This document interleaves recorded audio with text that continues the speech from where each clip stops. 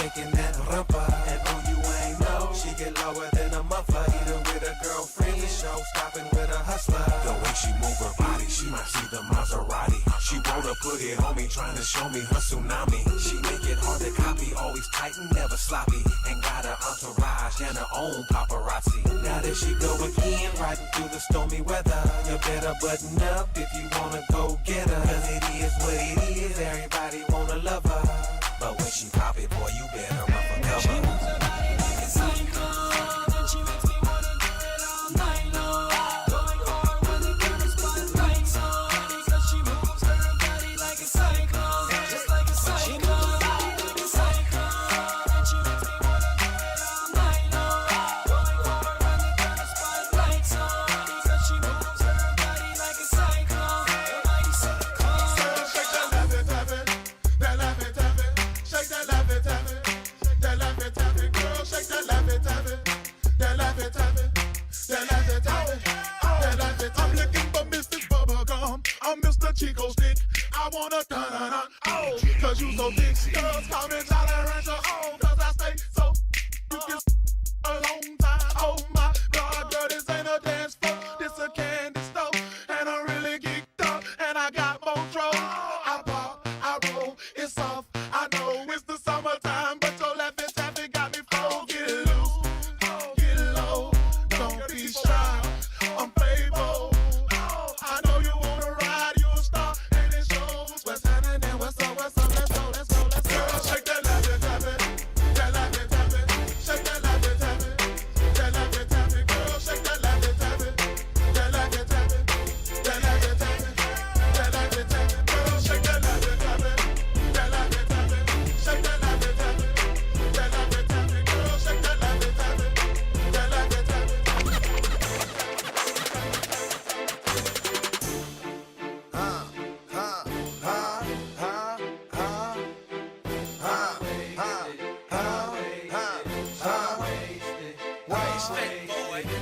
Rockstar lifestyle, might don't make it. Living life, everyday click, waste. Sipping on purple stuff, rolling up stanky. Wake up in the morning, 10 o'clock drink. Party, party, party, let's all get wasted. Shake it for me, baby girl, do it, wasted. I'm so wasted, she's so wasted. Tell the bartender, send me 20 more cases. Shaking like Whitney, geeking like Britney.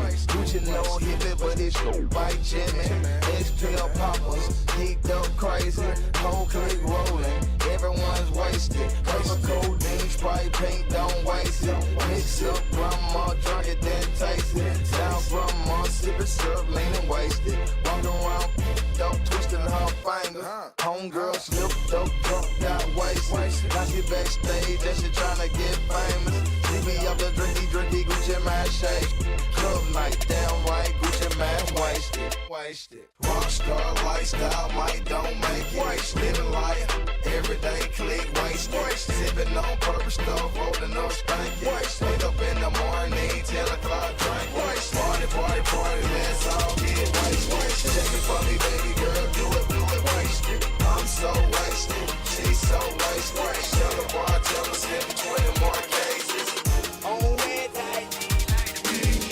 Hey, can I please talk to my busted babies real quick, homie? Let me bring you in my world. Let you know what I call the busted She got me baby. speeding in the fast lane, pedal to the floor, man. Tryna get back to her love.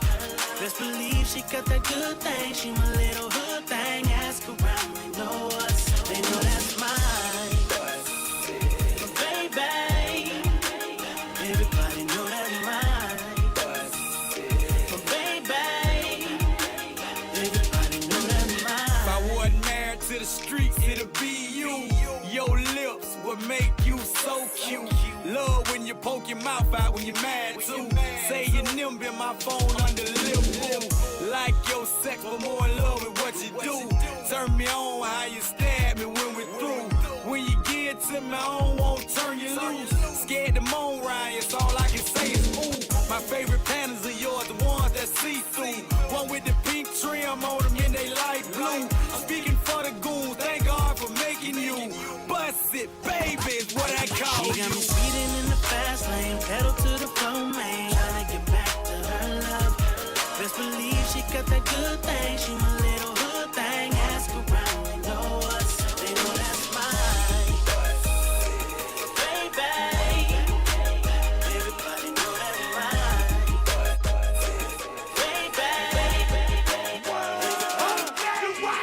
mine. Yeah, good morning. How's everybody doing?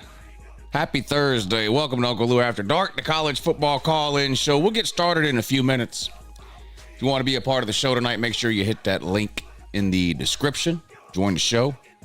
It's a StreamYard link. It's easy to use. And we'll talk some college football. Hit that thumbs up.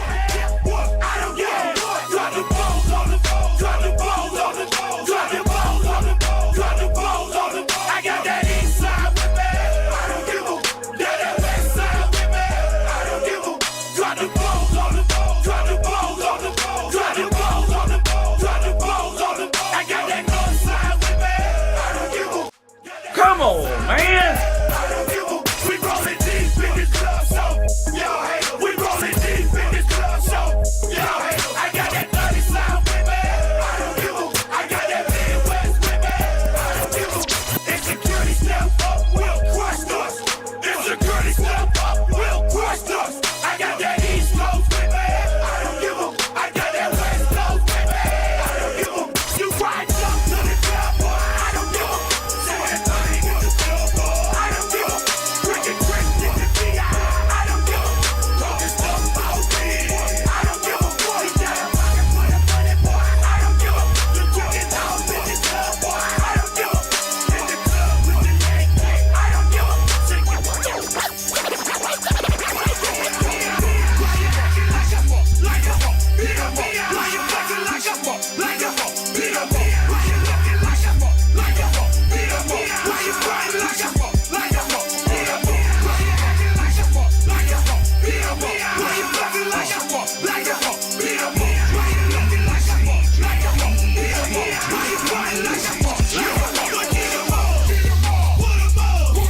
Stop acting like a get your hands up. Get 'em up. Put 'em up. Stop acting like a get your hands up. Well, where you from? Where you from? Where you from? Where you from? Get crunk. Where you from? Where you from? Where you from? Where you from? Where you from? Where you from? Get crunk. Where you from? Where you from? Represent your clique. Represent your clique. B.I. Represent your clique. Represent your clique. B.I. You scared. Stop acting like a you scared. You scared. Stop acting like a you scared.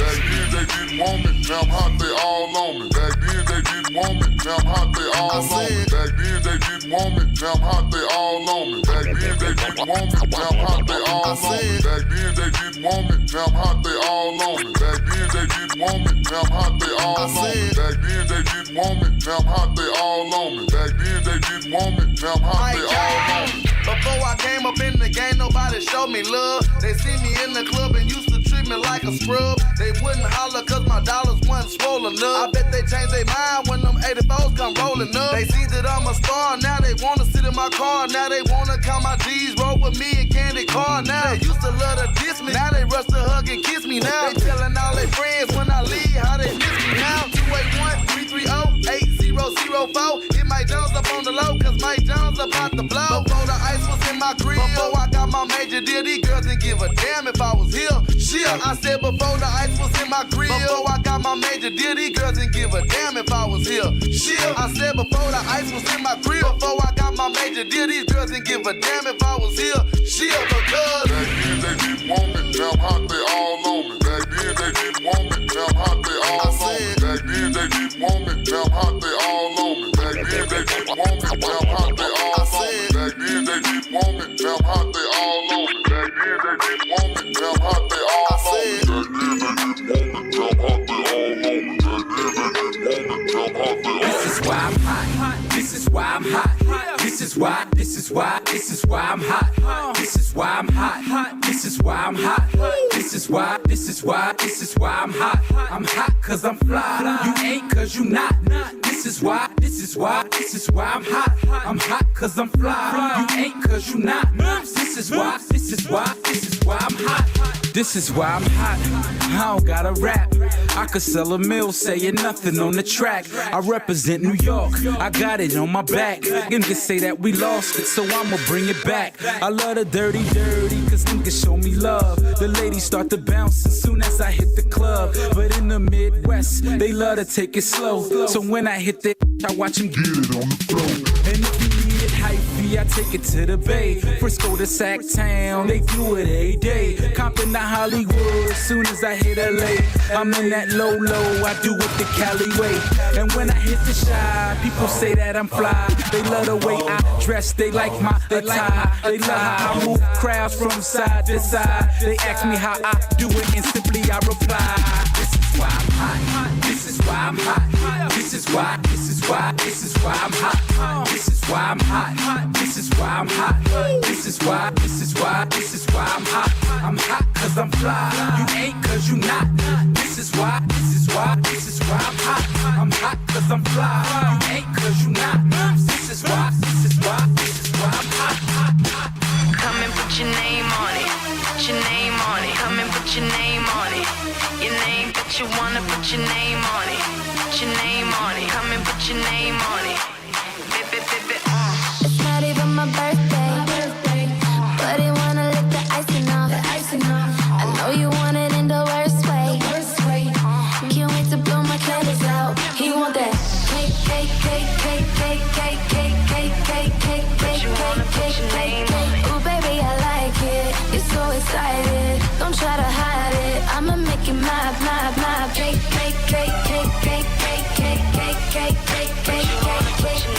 I know you wanna bite this. It's so enticing. Nothing else like this. I'ma make it my Oh no, hell no, boy. Y'all been up and done it. Oh no, hell no, boy. Y'all been up and done it. Oh no, hell Yeah. All right. Good morning. How's everybody doing? Happy Thursday. Welcome to Uncle Lou After Dark, the college football call-in show. The link is in the description of the video. If you want to be a part of the show, hit that link. It'll put you in a back room. You can hear the show while you're back there. And when it's your turn, I'll put you on and we'll talk some college football.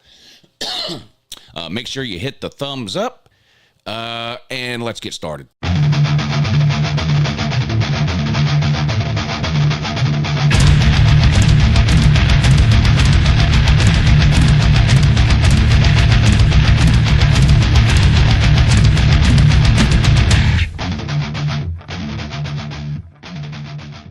Come on, man.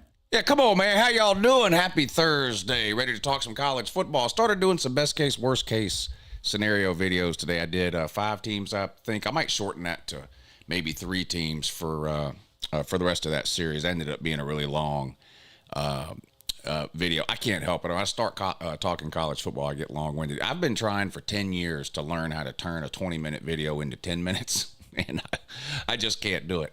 I'm long-winded. I know I repeat myself, and I ramble incoherently on and on. I know, I get it. I just can't help it.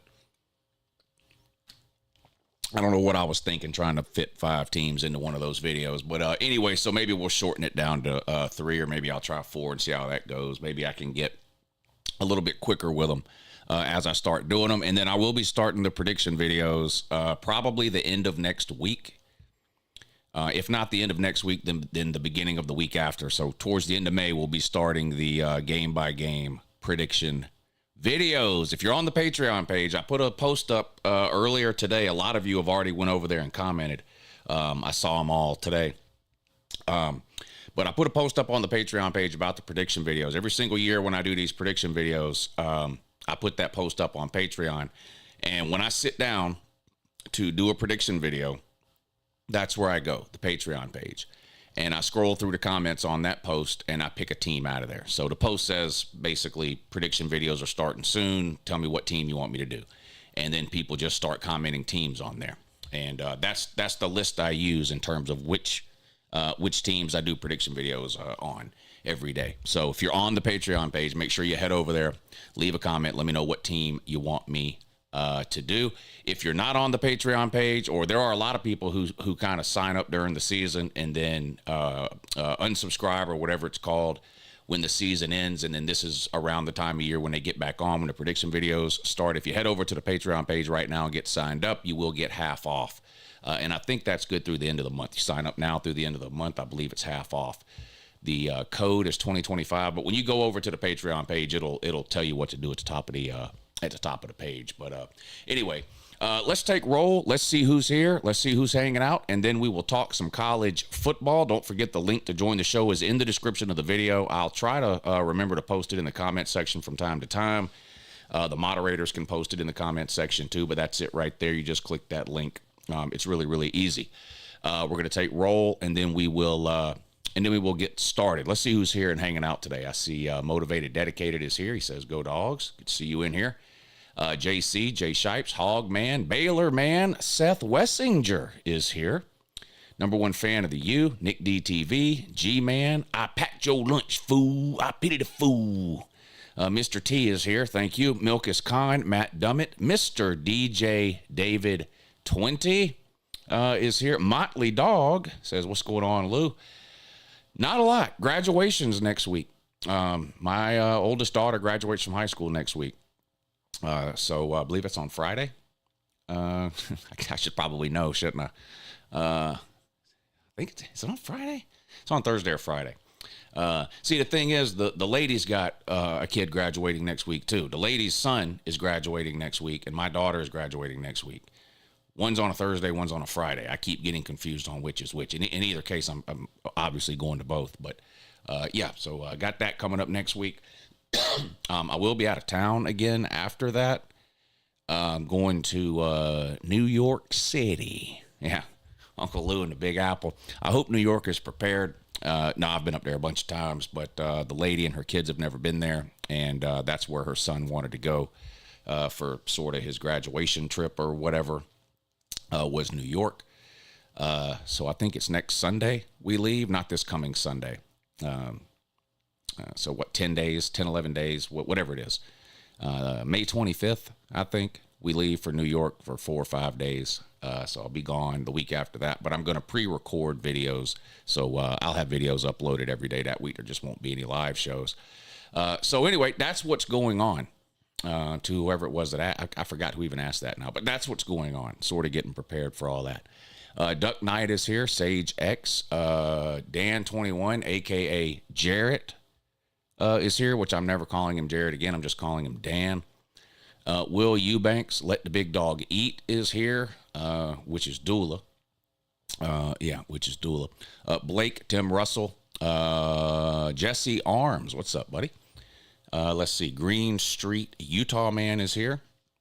Mr. You Mad Bruh? You Mad Bruh? Is here. Baylor Man. BA, there's the lady. Christian Ballard, sports journalist, is here. Not to be confused with the other Christian Ballard, but the Christian Ballard sports journalist is here. Yeah, New York City. That's right, New York City. Jay Shipes, a buddy of mine, just went to New York, made a video about buying knockoff Gucci and Louis bags. I love Chinatown. Chinatown's a lot of fun. How many of y'all have ever been to New York and done the Chinatown thing? It is a lot of fun. It's a different world up there. Walking through Chinatown's a lot of fun. I'm sure that's where you got them from, yeah. I've actually been into one of the sweatshops up there where they make those bags. That's a long story. Maybe I'll tell that story at the end of the show if somebody reminds me. But one of the times when I went to New York, we sort of got wrangled off the side of the street in Chinatown. This guy, he wanted a good deal or whatever, and he ended up taking us into the sweatshop. It was crazy, a crazy story. But if y'all remind me at the end of the show, I'll tell that story. It's crazy. Let's see who else is here. Uncle Daddy. That's just weird. It sounds like a pedophile. Uncle Daddy. That's a weird name, man. The fact that the lady watches you is pretty cool. Most women would be texting someone else while you're busy. Yeah. Now, I was, when I was married before, and look, my ex-wife is great. We've got no issues. We get along fine. You'll never hear me say a bad word about her. She's a great mother. We just didn't work out as a couple or whatever. We get along great. But she had absolutely no use for college football or anything I was doing on YouTube at all, period. I remember during COVID, some of y'all might remember this too. During COVID, we were looking for anything. Everybody was bored out of their minds. We were looking for anything to do. And, I have a second channel where I do a live morning show like 3 days a week. And during COVID, we went through this phase where we were having people's parents and wives on as guests. My dad came on one day. Anyway, it was a long string of things. And I my wife at the time, my now ex, she was working from home because of COVID. And so she was home every day. I was obviously home every day because I always work from home. And anyway, I started telling her, I said, hey, people's like dads and wives and moms and girlfriends and all that are coming on the morning show because everybody's at home with nothing to do. It's COVID. Do you want to come on the morning show one morning? And she was like, no, I don't want to come. I'm not coming. No. Anyway, it took me about 2 weeks, but I finally talked her into doing it. But that was the only, that was the only time she ever got involved or showed any interest at all in either college football or anything that I was doing on YouTube. She had no interest in any of that shit at all. But yeah, the lady has a good time. The lady has a good time. She enjoys it. Now, she didn't know anything at all about football when we met. So I've sort of, helped her along over the last 3 or 4 years. And, she's not a football expert. Hell, neither am I. But she can watch a football game and understand what's going on. She doesn't have to ask you, I know I don't have any patience, so maybe other people are better at this than I am, but I get extremely annoyed. Like, when I'm trying to watch an important football game and there's somebody going, why are they kicking the ball to the other team? Like, isn't the point to score? How are they going to score if they're kicking the ball to the other team? A punt. And I'm just like, or, it'll be third down. And then on the next play, it'll be first down. And they're like, if it was just third down, then why does it go back to first? I get annoyed. I'm not a good teacher. I'm not good at explaining things. But anyway, over the last 3 or 4 years, she's kind of picked up on it. And so she enjoys it. She enjoys it. All right, that's enough. Remind me at the end of the show. I'll tell the Chinatown story if y'all remind me. But y'all aren't here for any of that crap. Y'all are here to talk college football. Best case, worst case. I did Texas, Miami, Michigan, Iowa State, and Ole Miss earlier today. I'm going to do my best to kind of mix it up like that in every video. SEC, Big Ten, and ACC team, one of each in every video or something, and then throw Notre Dame in eventually, and Big 12. Big Ten, ACC in the next video, whatever. So I'm not just cramming a video full of SEC teams or Big Ten teams or ACC or whatever it is. But so what was that today? SEC, ACC, Big Ten, Big 12, SEC. So we did 2 SEC teams today, a Big Ten team, an ACC team, and a Big 12 team. So we'll try to kind of keep it that way. I can't tell the Chinatown story real quick. It's a long story. But remind me towards the end of the show or whenever the phone calls dry up, and I will tell the story whenever the phone calls dry up. There's the link one more time if you want to join the show and talk some college football. The link is also in the description of the video, along with the link to join the Patreon page, which is 50% off right now if you sign up through the end of the month. So make sure you check out the Patreon page. You have a great time over there. Hit the thumbs up if you haven't already. There's 120-something people in here, only 40-something thumbs up. We could do a little better than that. We could probably get it to 75 if we really try. Let's see if we can get to 75 thumbs up. Hey, I just hit 72,000 subscribers, so big shout out to y'all for that. I think I mentioned a few weeks ago that I was 100 or so away from 72,000, and I just kind of hadn't looked in a while. But I looked today, and it's, 72,030 or something like that, whatever. So shout out to y'all. Y'all help grow the channel when y'all do things like hit the thumbs up, share the videos, leave comments on the videos. All of those kinds of things help push the video up closer to the top of the algorithm, which helps grow the channel. So shout out to y'all for helping me grow the channel here. I really appreciate it. If you want to help support tonight's show, Super Chat, Cash App, and PayPal are the best ways to do that. The Super Chat is right below the comment section. Just click that $sign. You can leave any type of note, question, comment, or troll attempt, and I'll be happy to read it and respond. Keep in mind, if you do the troll attempt option, I will be responding accordingly. But it's a great way to help support the show. The Cash App and PayPal links are in the description of the video. I'll post those real quick too. But all of these links that I'm talking about and posting are always in the description of the video. YouTube steals half your Super Chat. Cash App and PayPal don't. So keep that in mind too. Jay Shipe says, hit the MFing thumbs up. Yeah, you tell him, Jay. You don't want to listen to me, that's fine. Listen to Jay Shipes. Jay Shipes says hit the thumbs up. Let's do that. All right, let's get to the phone calls. Good morning. You're on with Uncle Lou. Good morning, Lou. How are you? Is this Christian Ballard? The sports journalist. The yes, sports sir. journalist, not the regular. Okay, thank you. How you doing, sir? I'm doing great, man. Got some hockey on and ready to talk some college football, man. Which hockey game you watching?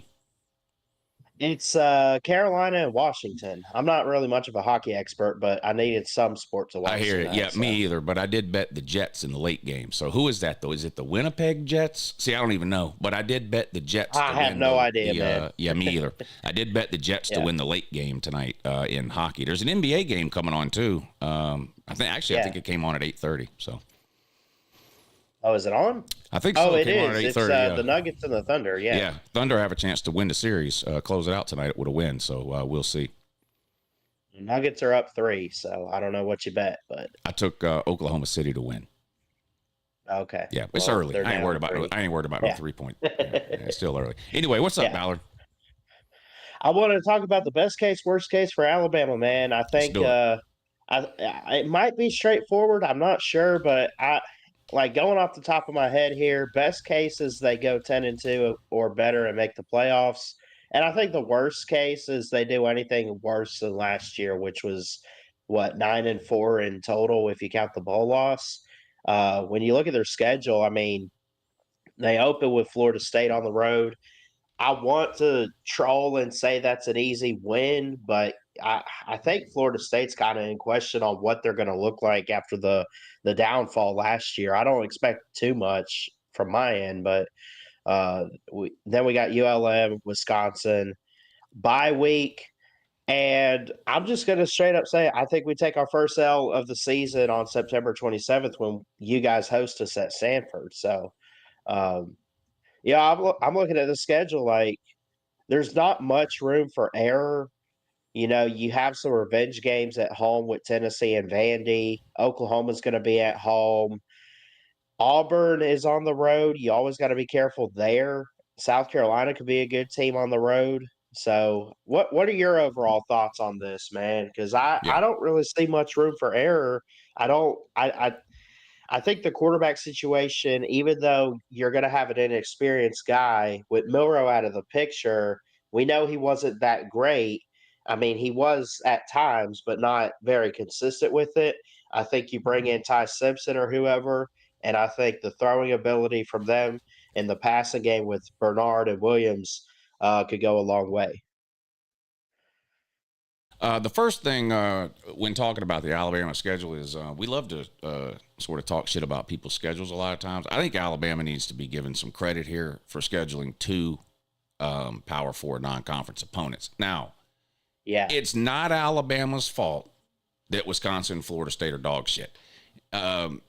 Florida State over the last 40 years is good way more than they're bad in any random year. So scheduling Florida State is like that's a positive. Wisconsin, they're generally good too. Like, so it's not, you can say, oh yeah, they scheduled Florida State and Wisconsin, but they're down. You didn't know they'd be down when you scheduled them. So, Alabama's caught some slack in the past for some of their non-con scheduling shit. I don't know how you would want a better non-con schedule than this. Unless now, obviously, if you get to the point where you're scheduling your non-con games only 1 year in advance instead of 5, 10, or 20 years in advance, which is ridiculous. But, you know, you go back 4 or 5 years and you go, hey, we're going to schedule Wisconsin and Florida State in the same year. Like, that doesn't look easy at the time that you schedule that. So, you know, shout out to Bama for doing that. With that being said, they should be able to handle both of those games. The game, you know, it's on the road at Florida State, but they're not going to improve enough from last year, I don't think, to handle Alabama. I'd be shocked if Alabama lost that game. Same with Wisconsin, which they get at home. The Georgia game, I mean, it's basically the same thing as last year. I think Georgia's a better team. I think they're better coached. I think Georgia will be favored, and I think Georgia should beat them. I also don't think Georgia will beat them because they just don't ever beat them. So I think that's a huge game for both teams. I think it's big for Alabama because if they lose, it sort of backs them into a wall. For Georgia, if they lose, backs them into a wall, and it's, you know, another year of having to hear how Georgia can't get over the hump. Kirby can't beat Bama. So big game. And Georgia's got a big game prior to that, too, on the road at Tennessee. If Georgia loses on the road at Tennessee, this Bama game becomes one of the biggest regular season Georgia games in a long time, because a loss would almost guarantee they don't make the playoffs. Because if they lose 2 games in September, Georgia, I don't see them running the table to finish 10-2 and make the playoffs. So we'll see how that goes. After that, for Bama, the next thing that jumps out to me is that 3-game stretch with a bye week in between: Tennessee, at South Carolina, home against LSU. I don't think Bama's winning all of those games. You know, the goal line. I think our loss right now of those, like, I could see us getting Tennessee, maybe LSU. That's kind of one of those 50-50 games because it's a big rivalry and it has kind of gone back and forth a little bit lately. But I would not be shocked at all. South Carolina could be dangerous this year. Yeah, I agree. I'm not saying like natty or bust type of deal, but they like hostile environment. Who knows what time that game's going to be played? It's the middle of the year. Yeah. Lenora Sellers comes back. I mean, they have a lot to look forward to. Well, yeah, and it's right after the Tennessee game, which is always a huge game for Bama. Now, I mean, I know, you know, Bama wants to win every game, and I don't blame them. But honestly, 2-1 in those 3 games would be a success, I think, for Bama. 1-2, and they're in trouble. I think so. But if they can go 2-1 between Tennessee, South Carolina, and LSU, they'll be okay. I'm not buying into the clown show Josh Pate hype of Oklahoma. Alabama should beat them at home. I know they lost there last year. They lost to Vandy last year too, okay? It's not happening again. How many people in the chat right now are willing to pick Vandy? Or I'll bet anybody right now that Alabama doesn't lose to either one of them. So if anybody wants to make that bet, I'll bet anybody right now that Bama doesn't lose to Vandy or Oklahoma, either one. So if you want to take that bet, all Bama's got to do is lose one of those 2 games.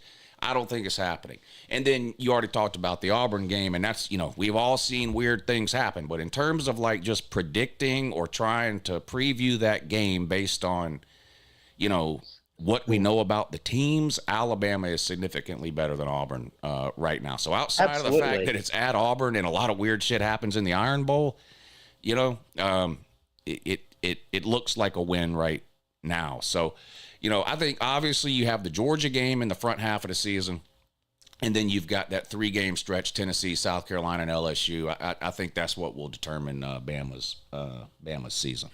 Yeah, I will say real quick on the Iron Bowl. You mentioned it being at Jordan-Hare and everything. It is a weird atmosphere. A lot of crazy stuff has happened in that game there.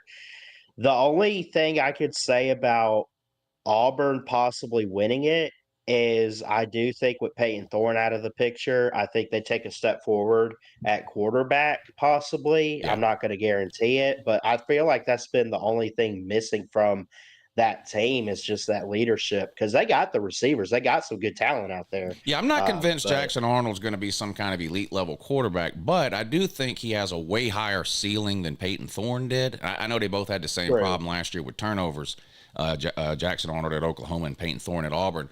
But the potential of a Jackson Arnold is much higher than the potential of a Peyton Thorne. And if Hugh Freeze is able to get Jackson Arnold to play closer to his potential than he was able to do last year at Oklahoma, then like you said, it's hard to imagine them being worse at the quarterback position than they were last year. And they've recruited well under Hugh Freeze. Yeah. I mean, they've got some talent. I mean, they got a 5-star. They even got a 5-star quarterback waiting in the room should Jackson Arnold not be the guy. Like Deuce Knight, I don't know if you've watched film on him, but he's good, man.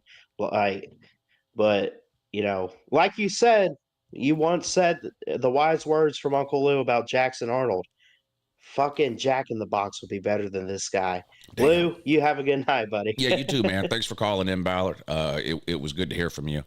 Yeah, I think it's a wide range of possibilities for Bama. I mean, they're still one of the most talented rosters in the country, top to bottom, and I still think Kalen DeBoer is a really good head coach. I don't know if he's great. You know, he's got, one trip to the plate. He's got one really good year, DeBoer does, in 3 seasons of coaching, 2 at Washington, 1 at Bama. I think he's really good. I think he's above average. Is he great? I don't know. Ryan Grubb is back as offensive coordinator, so maybe that helps.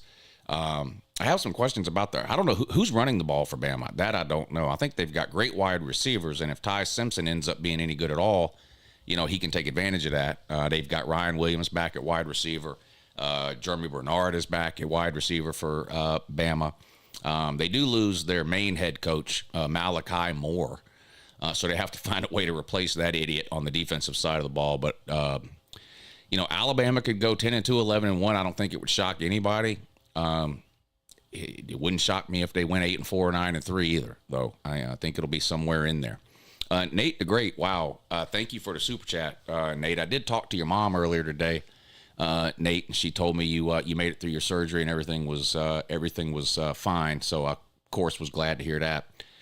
Nate says, "What's up, Lou and chat? I'm alive and well, but still recovering from surgery. Also still in the hospital. Hopefully I get better day by day. Love y'all and have a good morning." Very generous of you, Nate. You shouldn't have done that, and I'm serious. You really shouldn't have done that. But thank you for the support, and more importantly, glad to hear that you're okay, bud. And I told your mom, I'll tell you too, but keep us updated. And yeah, hopefully tomorrow you'll be feeling a little bit better. All right, everybody okay? Everybody good? First call in the books. So far, so good. No trolling, no stupid or ridiculous takes yet so far. Let's see if we can keep it going. Good morning, Noah. You're on with Uncle Lou. Yo, what's up, man? How's it going? Hey, I'm good, Noah. How are you? I'm good. About to talk some ball, some Notre Dame ball. Let's do it. Yeah, I was looking at the schedule. Obviously, I've known who we're playing for months now, but I kind of want to talk about this Miami game. I think it's going to be really interesting because you have Carson Beck, who coming off didn't he have surgery? Yeah, elbow surgery. And he's coming over to Miami. He's going to make his first start as a Hurricane, and he's likely going to be playing against either Derek Carr or Minchie, who are going to be first-year starters. And I think this game's going to be very good and very interesting. One thing, I think it's C.J. Carr. Yeah, absolutely. Yeah, Derek Carr is a retired NFL quarterback, I believe. Oh yeah. I meant C.J. Carr. That's my bad. But yeah, I think it's going to be very interesting. I think Miami, if they beat us, they might actually win the ACC that year. But I don't know. It really depends. But looking at our other schedule, like teams on our schedule, this Boise State game, dude, I know we lost NIU, and I know obviously Genty, he's gone, but I think this Boise State game could be a little bit of a trap game for us. Yeah, I mean, people like to joke on Notre Dame not being a conference and pick on their schedule sometimes, but particularly the first half of Notre Dame's schedule here, Miami, Boise State, and Southern Cal. I mean, those are 3. One of them's a playoff team from last year, Boise State being a representative from the group of Texas A&M. I left Texas A&M out too. So you got Miami, Texas A&M, and Southern Cal. At Arkansas, I know it's an SEC team, and Notre Dame's going to win that game and then brag about beating the SEC. But the reality is Arkansas is pretty much a trash can unless they're playing at home against Tennessee, which, of course, anybody can beat Tennessee at home. Me and you could beat Tennessee at home without a problem. But the Miami game, I think, will be difficult. First start on the road for C.J. Carr with Notre Dame. Now, I really like Notre Dame's wide receivers. They didn't get a lot of recognition last year because Riley Leonard can't throw the ball. Not saying he's a terrible quarterback. Notre Dame fans like to jump on me sometimes. He was perfect. No. He was the perfect quarterback last year. Well, let me put it this way. Notre Dame's offensive staff designed a perfect offensive philosophy for the personnel they had on offense last year around Riley Leonard. Jeremiah Love running the ball is one of the best running backs in the country, and Riley Leonard is almost like just a short yardage machine. I mean, I don't know how many 80 or 90-yard runs the guy is going to have, but if it's 3rd and 3, he's getting 4 yards every single time, and it worked. So you really didn't need to take advantage of those wide receivers. But if C.J. Carr can throw the ball, you know, you got Greathouse, and what's the other guy? I forget the other guy's name. It's Greathouse and somebody else on the other side. But anyway, I like Notre Dame's wide receivers, and if C.J. Carr is good, I think he can take advantage of that. If they can add that to the rushing attack they had last year with Jeremiah Love, who, of course, is back this year, I think Notre Dame could actually be better offensively this season than they were last year, which they weren't great offensively last year in my mind. I mean, I know they beat Georgia. Congratulations. That's an amazing accomplishment for Notre Dame. Jeremiah Love had 25 yards rushing. I mean, it's not, anyway. But I think they could be better offensively, and defensively they played pretty good too. They're always good in the trenches. So you got the game at Miami. If Carson Beck's elbow is the only question mark I have, I think Carson Beck's a really good quarterback. I'm not one of these idiot Georgia fans who thought Carson Beck was amazing until he transferred to Miami, and now all of a sudden he's terrible. I got this guy on Twitter that won't shut up about how terrible Carson Beck is. These people don't understand. I don't know. Y'all should all know this. You can go to somebody's Twitter page, click the search bar, type in a word, and look up every single tweet that person has ever made with that word in it. So, like, this guy's all over Twitter with the Carson Beck is terrible speech today. So I go to his page, I do a search for Carson Beck. January 1st of this year, which is 8 days before Carson Beck entered the transfer portal, he's on there saying Carson Beck's the best quarterback in football and is going to be the number 1 pick in the draft. Today, he's telling everybody that will listen that Carson Beck is terrible and Miami's not going to be any good. Carson Beck is one of the best returning quarterbacks in college football, period.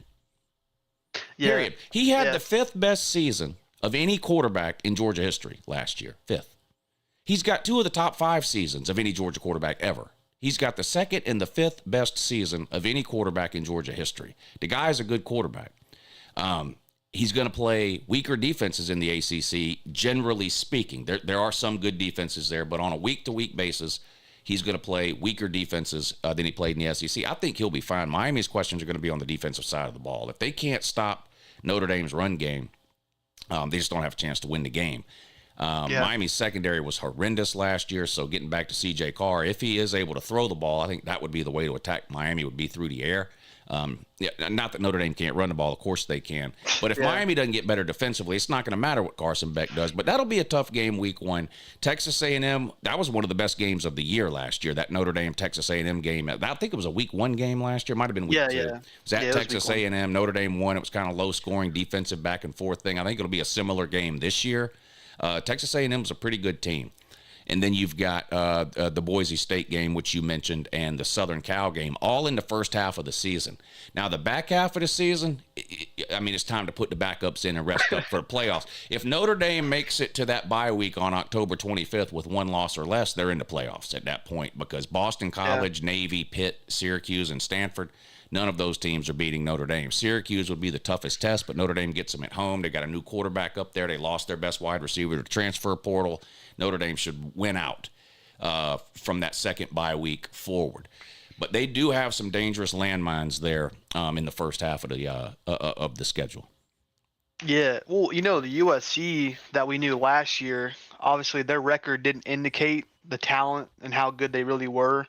I know some of the games they were leading in the fourth quarter and they lost like 3 games when they had to lead in the fourth quarter. It was something like that.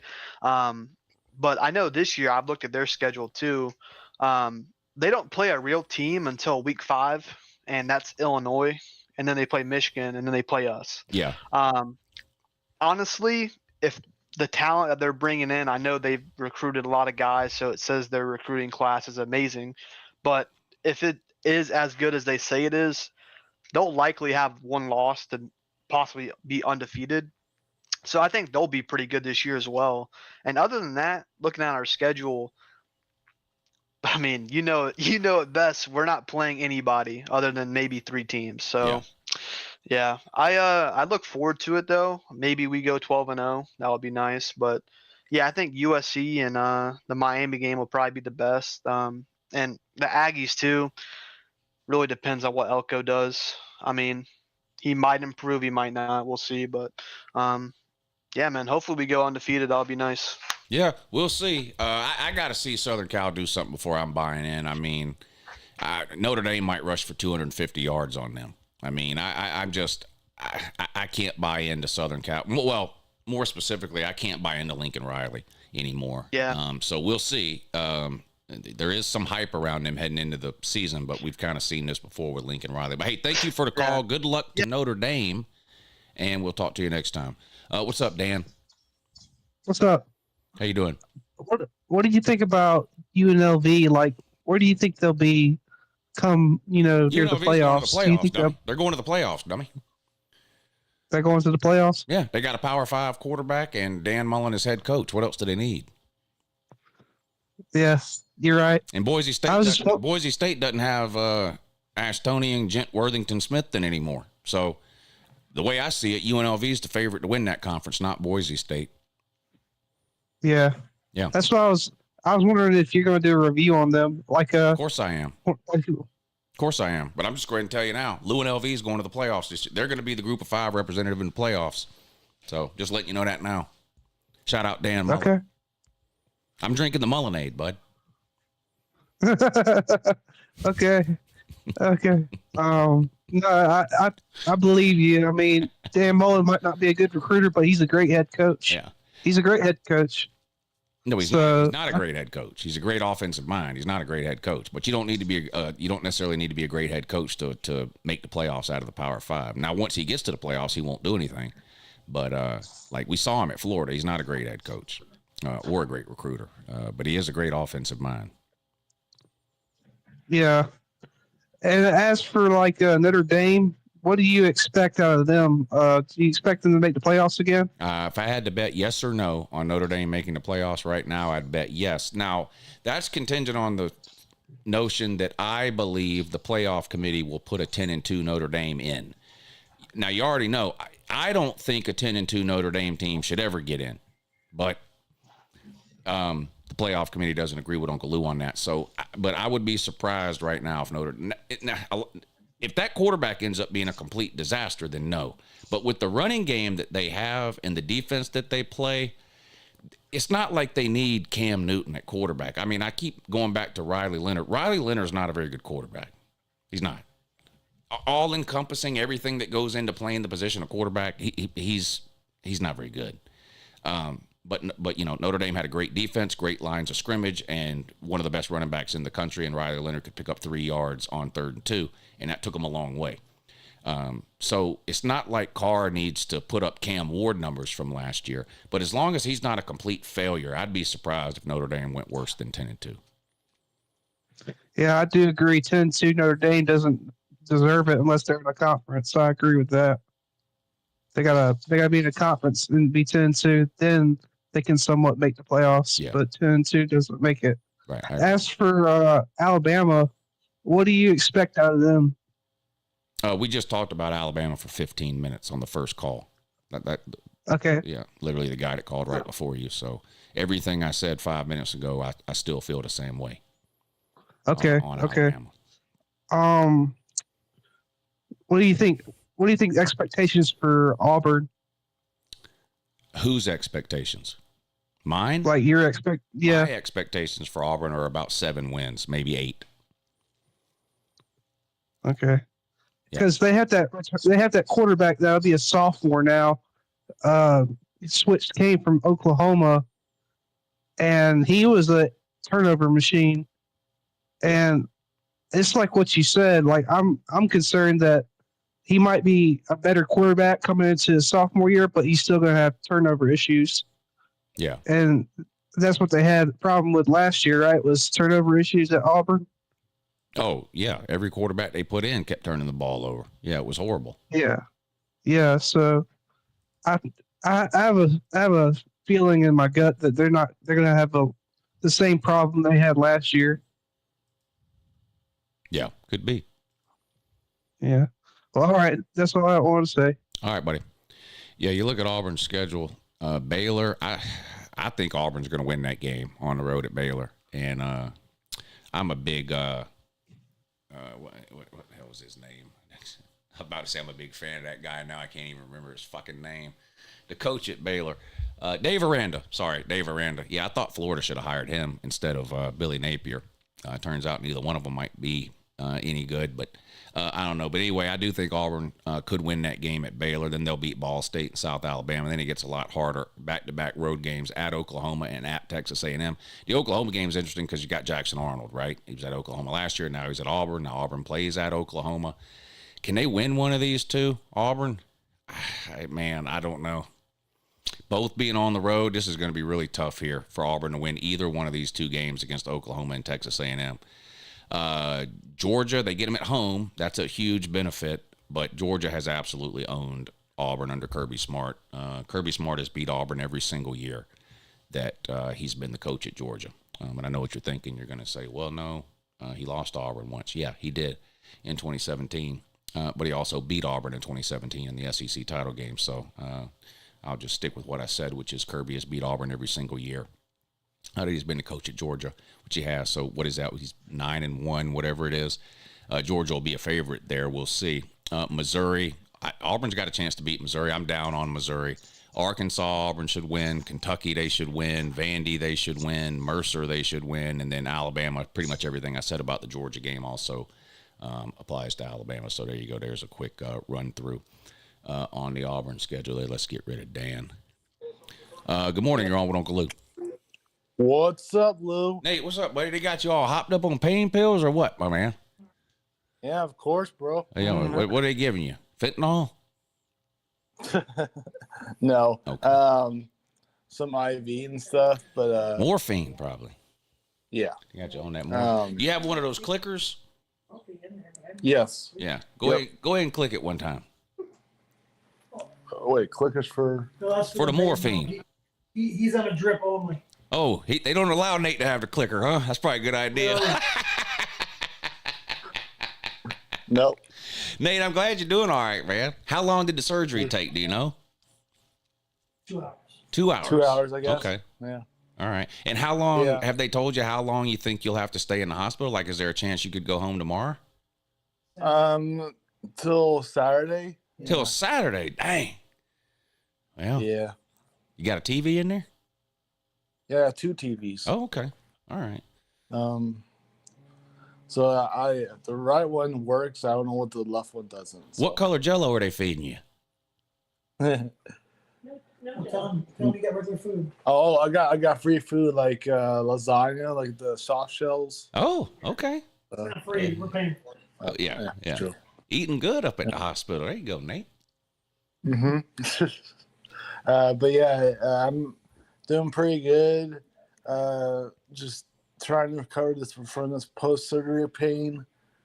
But I can sleep. But later tonight I have to get up middle of the night, midnight, I think. Yeah. And because the doctors want me to do something, I don't know. They probably want you to move around and stuff. Don't want you to stiffen up or whatever. I think that's what now, it is. what type of? I know you had back surgery. So, what type of is it just bandaged up on your back, or like are you in one of those like turtle shell things, or like how are they handling that? Just bandaged right now. And then he'll get a small turtle shell. He'll get like a small turtle shell when you leave. Okay. Yeah. Yeah. But yeah, my back doctor said it's gonna hurt. Like how the first week, and hopefully it gets better the second week, and it's and hopefully they fixed the problem. Like, how do they feel about that? Do they feel like they were able to like accomplish whatever it is they were trying to do so that you won't have these problems in the future? Yeah, they got everything, and then they fuse his L1 and L2 vertebrae. Okay. Now, is there any way they can fuse his top lip to his bottom lip? We've been trying that for years. I hear you. We love you, Nate. Love you guys, bro. Just how your thoughts and prayers. But I just want to let you want to come on, and I want to let y'all know I'm alive. Yeah, we've been thinking about you, Nate. All right, thank you, Lou. Glad you're all right, man. Hey, text me tomorrow or something and check in with me. All right, buddy. Thanks for calling in. Bye. All right, bye. There you go, Nate the Great, with his medical update. Good to hear from him. Good morning. You're on with Uncle Lou. What's up, Lou? I just wanted to ask you, I know we're all looking forward to it. What week 1 game are you looking forward to most? What game are you thinking about streaming? I know it's a long time away, but Yeah. Well, I'll probably usually that first weekend I stream like 3 or 4 days in a row because, the games start on Thursday. You usually have one Friday game, all day Saturday, and then there's a Sunday night game and a Monday night game. So I don't know which games yet will be on it. I haven't mapped out the times or whatever, but I think the two that I'm looking forward to the most, and this is, look, there's 5 or 6 great games, so I'm not sliding any of them. I'm going to watch them all, but the two I think I'm looking forward to the most is Texas on the road at Ohio State, 2 top 5 teams. The loser of that game is not eliminated from anything because the way the playoffs are set up now, you win your conference, you get in. So, Texas could lose by 100, Ohio State could lose by 100, so it's not like a playoff thing that interests me about that game. It's just 2 great teams, 2 of the biggest brands in all of college football. First look at 2 new quarterbacks. That'll be great. And then LSU and Clemson, where you've got 2 of the best returning quarterbacks in all of college football with Nussmeier and Klubnik. And with that game, each team has a terrible streak they're trying to break, and one of them is guaranteed to break it. LSU has not won a week 1 game since 2019. Clemson has lost 3 straight games to the SEC. So one of those streaks has to get broken. I think the Texas-Ohio State game could be a little more low scoring than people think, and I think that Clemson-LSU game could be a shootout. yeah, LSU needs to break that streak. It's getting bad. Yeah, and it spanned multiple coaches. It's now, to LSU's credit, they're not scheduling, Waffle House University in week 1. They're scheduling legitimate opponents every year in week 1.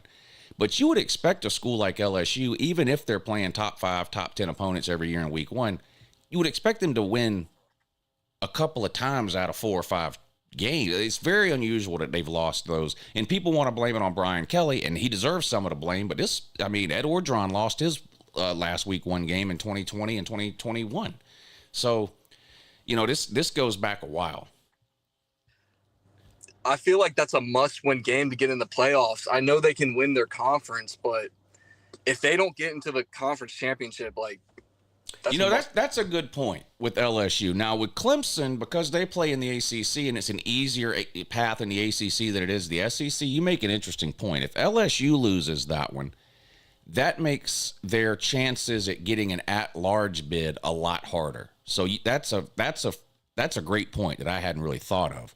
If LSU loses to Clemson, then it becomes almost imperative that they win the SEC.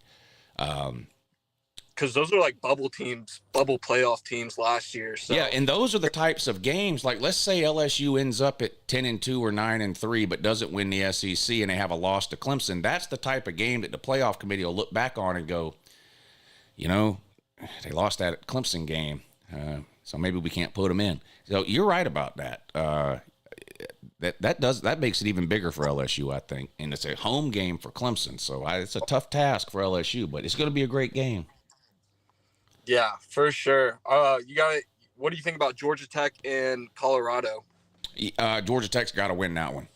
I hate Georgia Tech. I have to. It's a law here. But Haynes King is back.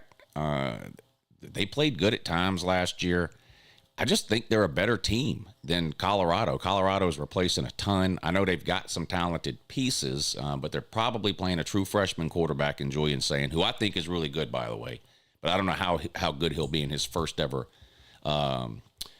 college start. So Georgia Tech's got to find a way to win that one. Yeah, I think they will. Yeah. All right, Lou. It's great talking to you, buddy. All right, Will. Thanks for calling in, buddy. I appreciate you taking the time.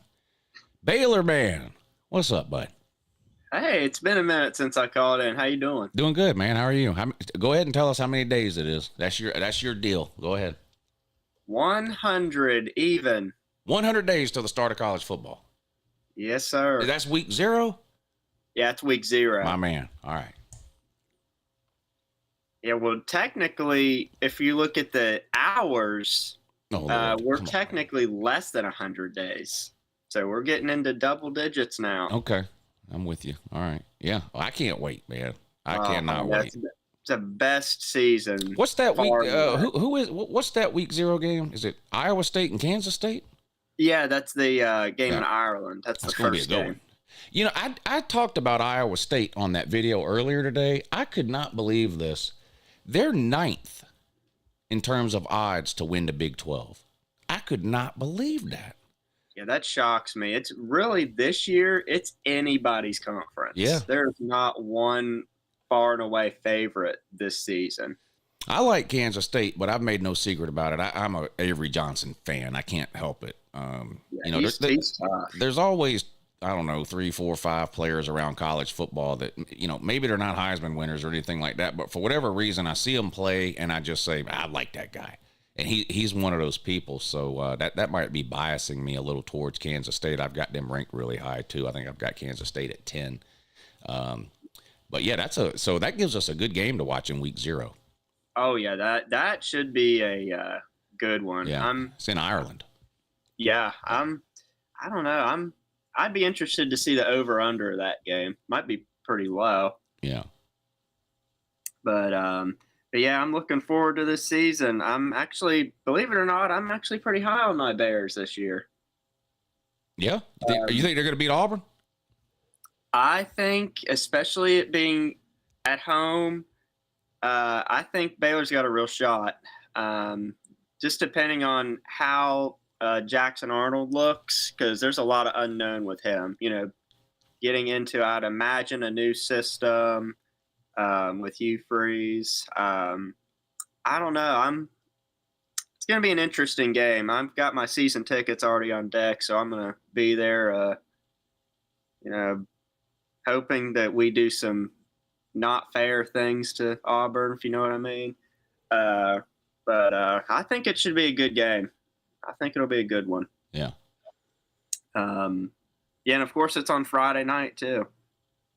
I think it's at night. I would imagine it's at night, but it's Friday night. It's Friday, you said? Yeah, it's a Friday night kickoff. Yeah, it'll be a night game then. Yeah, I figured so. Like but ESPN or something. Yeah, I'm looking at our schedule right now. We're doing best case, worst case. Let's see. Best case, I can see Baylor definitely winning the Big 12. Like I said, it's anybody's conference. We've got a ton of guys returning. The biggest one being Sawyer Robertson at QB. Well, y'all got to play SMU too? What are y'all doing? Yeah. What, do y'all hate yourselves or what? You're starting 0-2, bud. Oh, I hope not. Dang. At this point, Bud, you're starting 1-3. I mean, look, I've been through this many times. You're starting 2-4. You're not beating Avery Johnson. Come on, man. I see 4 losses before your first bye week. What are we doing? Then you come out of your bye week just to lose again. Now, you will beat Cincinnati and Central Florida. That's the good news. You might even beat Utah and Arizona and Houston. Why are all your tough games in the first 6 weeks of the season? Good God. This is a lopsided schedule here. Do you have a returning quarterback? Oh, yeah. Okay. Sawyer Robertson's back. Okay. That's good. Because you ain't got no time for nobody to kind of get their feet wet deal. No. I mean, no. I'm not saying this is the hardest schedule on the planet, but I mean, when you look at the way the schedule breaks up, like literally your toughest 5 games are all in the first half of the season. Yeah. I mean, look, Auburn, that's playing any of those major SEC teams is going to be tough because you got all the talent that, they get recruiting wise and transfer portal. Of course, SMU, they had a really good season like last year. And I want to say that they've got a lot of those guys returning. They Arizona State, of course, they don't have Scatterboo. Scatterboo's gone, but Sam Levitt's back. Scatterboo, as he called him. Yeah. Yeah, he losing him's going to be hard, but they still have Sam Levitt. So I think what they're going to do is they're going to chuck the ball out more than they did last season. So yeah, we'll see there. Yeah, it's a very top-heavy schedule. And then, I don't know. Yeah, that's crazy the way that breaks down to have all your tough games front-loaded like that. It is, but I don't know. I believe in my squad. I think if they can win at least, I don't know, 3 or 4 of those top, first 6 games, I think we'll really be sitting pretty. Yeah. How are you feeling about Georgia? A lot of questions. Yeah. And a lot of them have to get answered in the positive in order for Georgia to get anywhere near the playoffs. Nobody's going to make the playoffs every single year. So this idea that, such and such team, they're so good they're going to get in that's not going to. Alabama didn't get in last year. There'll be a year at some point where Ohio State and Oregon don't get in. Whatever. Mm-hmm. I wouldn't be surprised if Georgia went 9-3 and missed the playoffs. They got a lot of things that have to work that we don't know right now whether they will or not because they're new. 4 of the 5 starters on the offensive line are new. The quarterback is new. The 2 primary wide receivers are new. One of the top 2 running backs is new. You're replacing both your outside edge rushers. You lose an All-American safety. Now, we have another All-American safety, KJ Bolden, so we'll be okay there. But and I actually think we'll be okay at corner, too. Mm-hmm. Which I've been in years past. Last couple of years in particular, I've been a little worried about the corner position heading into the season. I like our corners, and I love our inside linebackers. I think we've got the best inside linebacker room in the country. We need somebody interior defensive lineman to step up. It sounds basic because it's like basic football 101, right? Run the football and play good run defense. It sounds basic. Georgia didn't do either of those things anywhere near the level we're used to seeing them do it last year. No.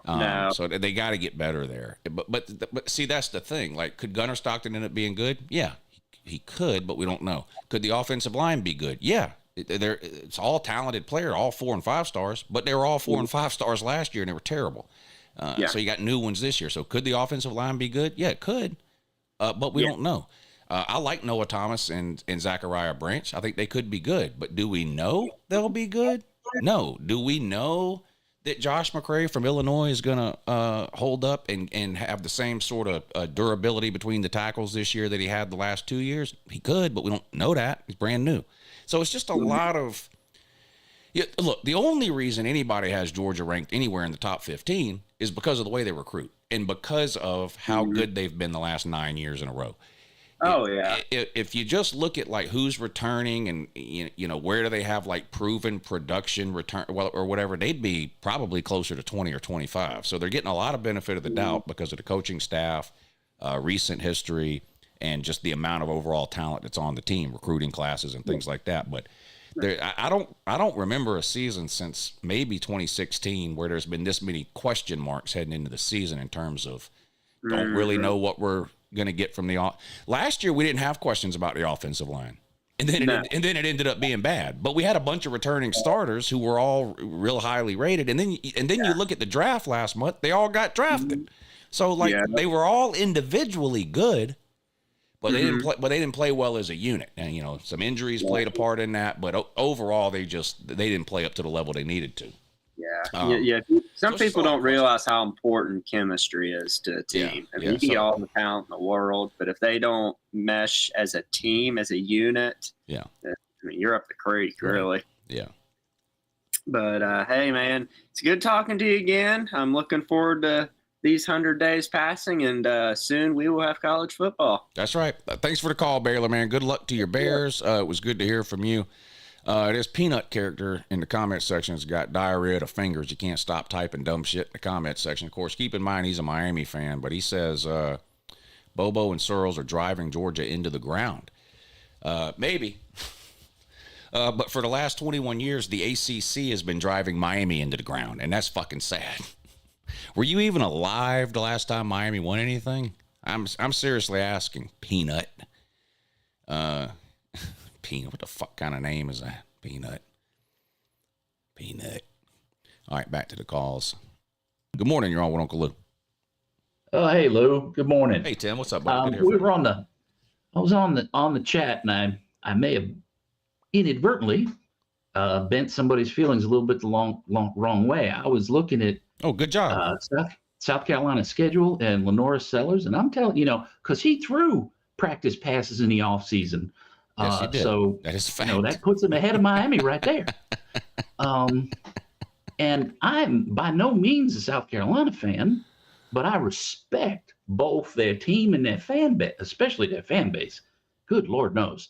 But I think, and I want to get your opinion, that if South Carolina could run the road table, not necessarily the home table, does Sellers get to New York? Well, I mean, look at that road table. That road table is not to be messed with. That is at LSU, at Ole Miss, at Missouri, in Atlanta. Yeah. For Virginia Tech. At Texas A&M too. Yeah. I think they could stub their toe at home, but if they run the road table, I think Sellers could get enough hype to get to New York. I'm not saying he could win it. Yeah. Probably got to get 9 or 10 wins. I mean, Oh, just yeah, go off I've of said history. 10. Travis Hunter's an exception, but he was an exceptional player. Played both sides of the ball. We don't need to get into all that, but he won it. And even Colorado was a 9-win team. To sort of help get him to New York. They're going to be 5-0. They're not losing to Virginia Tech, South Carolina State, Vandy, Missouri, or Kentucky. I would be absolutely if South Carolina loses any of their first 5 games, then I'm completely wrong about South Carolina this year. I am too. I'm looking at this and I'm going, they should plow through. He should be able to build up stats where he's not playing in the fourth quarter because you want to keep him healthy and upright. Yeah, this is kind of the opposite of Baylor. Anybody who's on this channel and listens to you, they got to know when you look at Lenora Sellers, he's raw. Yeah, he was inexperienced, but he's got talent. Oh, yeah, he's fun to watch. He's got things you can't coach. South Carolina's season and Lenora Sellers' Heisman hopes, whatever they might be, are going to be determined in these 4 weeks between the bye weeks. Yeah. At LSU, home against Oklahoma, home against Bama, at Ole Miss. If they even go 2-2 there, they're going to be in good shape because I think they're going to be 5-0 going into that stretch. So even if they lose 2 of these, they'll be 5-2.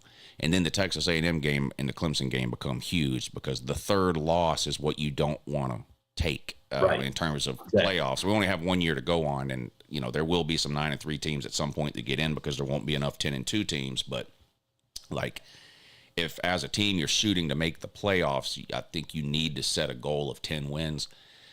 But this 4-game stretch right here at LSU, they're probably going to lose on the road at LSU. Now, I think they can win both these home games against Oklahoma and Bama. Bama obviously will be tougher, I think. And then at Ole Miss, kind of a mystery. A lot of the same shit I said about Georgia, you can apply to Ole Miss. They replace a lot. And whereas Georgia relies mostly on recruiting talent to replace players, Ole Miss relies a lot on the portal, but Lane Kiffin has probably been the best coach in the country when it comes to getting the most out of his portal players. He's got way more hits in the portal than he has misses, and they're going to have to do that again. Too. He hasn't just done it 1 year. Right. Yeah, and he's going to have to do it again if Ole Miss wants to be a 9+ win team contending for the playoffs in November like they were last year. Losing Jackson Dart is huge. He wasn't the most talented football player on the team. There was players that got drafted higher than him, the defensive linemen and things like that. But he was a key to what they did offensively, not just his talent, but his understanding of the offense, his ability to run Lane Kiffin's game plan. So they got a lot to replace there. If South Carolina somehow goes 3-1 in these 4 games, they're they're definitely a playoff contender at that point if they find a way to go 3-1 in these 4 games. That's kind of where I had them stubbing their toe. I had Yeah. them stubbing their toe on one of these, in the chat saying, hey, I don't expect perfection, because now why would you don't need perfection to get in. Yeah. You need to be consistently very good to excellent. Yeah. And it all comes down to the 2 old Danny Ford basics, blocking and tackling. Yeah. If he can get some help from the O-line, that's what I really should be talking to Carolina Jackpot, going, hey, Carolina Jackpot, what's with the O-line? Are they going to get an upgrade on the O-line? And can they just play enough defense to let Sellers do his thing? Yeah. He is fun. They went up against the playoff team and beat them. Granted, it was Clemson, and I don't think Clemson deserved to be in the playoffs. And there are people who would hate me for hearing that, but that was the reality. The only reason they got there is because Syracuse just choked. Anyway, I don't want to let other people get in here, but I'm just looking at this schedule. I'm going, you know what? You could be going in. Well, I think it's possible that Brent Venables will be out of a job before they get to Williams-Brice Stadium. Damn. Yeah. Well, yeah. I think he's in danger of getting fired. I'm looking at the schedule and I'm calling a couple of things, going, I think Brent Venables is unfortunately out of a job. Yeah. Let's look at their schedule real quick, Oklahoma, because let's see, they play Michigan, Auburn, and Texas before they play South Carolina. So they could lose. Those are the 3 losable games: Michigan, Auburn, Texas. They'll win the other ones. And then they have the South Carolina game. Then Ole Miss and Tennessee, which they could lose. Bama, they could lose. Missouri, they'll probably beat. And LSU, they could lose. There's a lot of losable games here. But hey, don't worry. They're winning most of those games because Josh Pate says they're the 9th best team in the country. I went a little nuts when I went on the Patreon today, and I said pick a team, and I'm like, oh yeah, I want lose 1, 3, 5, 7, and 9, and then 2, 4, 6, and 8, and then if there's time, and the summer's not over yet, I'd like the nerds and the chickens, if you don't mind. So anyway, thanks, Lou. I appreciate you taking the time. Yeah, man, good to hear from you. And you're getting me through an interesting stage in our lives here in South Carolina, because my wife's getting ready to retire. Oh, congrats. And the stress in this household can be measured with a tuning fork. Wow. I hear you. Well, I'm glad I can help in some small way, Tim. It was good to hear from you, and thank you again for taking the time. Thank you again for taking the time to call in, and also yeah. All right. How's everybody doing? Y'all okay in the comments? Everybody behaving in there? Everybody okay? Do y'all think Josh Pate might owe Billy Napier money? I think Josh Pate might owe Billy Napier money. I can't figure out the infatuation that he has with Florida and Billy Napier. And it's not just now or this season or his top 25. You go back to last offseason, he was saying all of these same things about Florida. And when they hired Billy Napier, he was all over it. Do you think he owes Billy Napier money and he's being like forced to shill for Billy Napier? I don't know. I was thinking about that earlier. I think it's a possibility. Good morning, but you're on with Uncle Lou, though. Good morning, though. How are you, sir, on that, too? What's up, David? How you doing, buddy? Listen, I would really appreciate, I want your opinion on Lenore Sellers in South Carolina. Baylor, if you could Man, give me a rundown. I see what you're doing. You're making fun of Dan, and I appreciate it, but no, I'm done talking for now about Baylor. I'm done talking about the 2 teams we just talked about. Well, how about we talk about a relevant team, a team that's got a chance to win its conference? I don't think we've done that yet on this show. Oregon. Let's get to Oregon. Right, let's do it. Let's get to Oregon. We got the cupcake game of Montana State, dub. Oklahoma State comes to Autzen. That's probably a dub because Mike Gundy refuses to change and doesn't know what he's doing, and he's older than 40 now. He's got to be 49 at least now, so he's not going to be anywhere close to relevant. And then you got Northwestern, not in Illinois. I guess it's in Illinois. It's in their backup stadium still, so no crowd factor there, and it's Northwestern. Then you got the little brother Oregon State. So Oregon's starting the season 5-0. 4-0. Sorry, 4-0. And then we go to Penn State. This is the game that is the toss-up for me, 50-50. Penn State, we know they got Drew Howard coming back, but we beat them in the Big Ten championship game last year. We don't really know how much they lost. They lost, obviously, Abdul Carter and Ham Hock, 44. Toss-up game there. If you pick Penn State in that game at home, probably at night in the whiteout, I wouldn't be too upset with you. Then you got Indiana at home. Yes, Indiana at home. Then we go all the way to New Jersey at Rutgers. What do you think about that game? Just real quick. I mean, I like Shiano. I think he gets the most he can out of what talent he's able to get at Rutgers, but Oregon shouldn't be losing that game. Yeah, and then the game that gave us trouble last year, Wisconsin, but we got them at home this time. I like our chances there. At Iowa, again, maybe just an emotional factor coming off, the waving and all that stuff, but I don't think Iowa's going to give us too much trouble. Minnesota at home, USC at home, first time playing USC in a number of years. I'm excited for that game here as an Oregon fan. Then you got the rivalry, Washington and Oregon, the biggest rivalry on Oregon's schedule at any given season is Washington, and we go to Seattle this time. Again, they might want to wreck they wanted to wreck our season last year, and we didn't let them, but again, that was at home. So, in my opinion, worst case scenario for Oregon is 10-2. I mean, that's the basement. That's the absolute basement. If we go worse than 10-2, somebody got hurt, something went wrong, something. Obviously, the ceiling is 12-0 again, 13-0 with a Big Ten championship. I mean, that's a for real possibility. Yeah, I'd put the floor at 9-3. I mean, a couple of difficult road games with Penn State and Washington there at the end of the year. If people are right about Southern Cal, that could be a tough game, although I'm not convinced. At Iowa, I just don't. Even if Iowa defensively plays well and is able to limit Oregon on offense, I just don't know that they'll be able to score enough to beat them. And then the other thing is, and you mentioned this last year, there's always a game that comes out of nowhere for almost every team. Last year it was, what would you say, the Wisconsin game? And you can't predict that. Penn State almost lost on the road at Minnesota in the next to the last week of the regular season last year. No one was even watching the game. And then the thing scrolls across the bottom of the screen and it says, fourth quarter, Minnesota 16, Penn State 13 or whatever. And you're like, what? Those types of things are impossible to predict. I don't think they'll go 9-3, but if I think it's possible, I guess. And then I could see another 12-0 season. It's hard to predict anybody to go 12-0. I know I did it with Oregon last year, and they ended up proving me right. But Indiana, I expect them to take a step backwards, but I could be wrong. And even so, you get them at home. Minnesota, Oregon State, Oklahoma State even, I don't see much of a challenge in any of these other games. Yep. Like I said, if we go 10-2 and, don't make the Big Ten title game, that is probably going to be okay in most Oregon fans' eyes. They'd probably rather do that considering man, considering what happened last year when you won the Big Ten.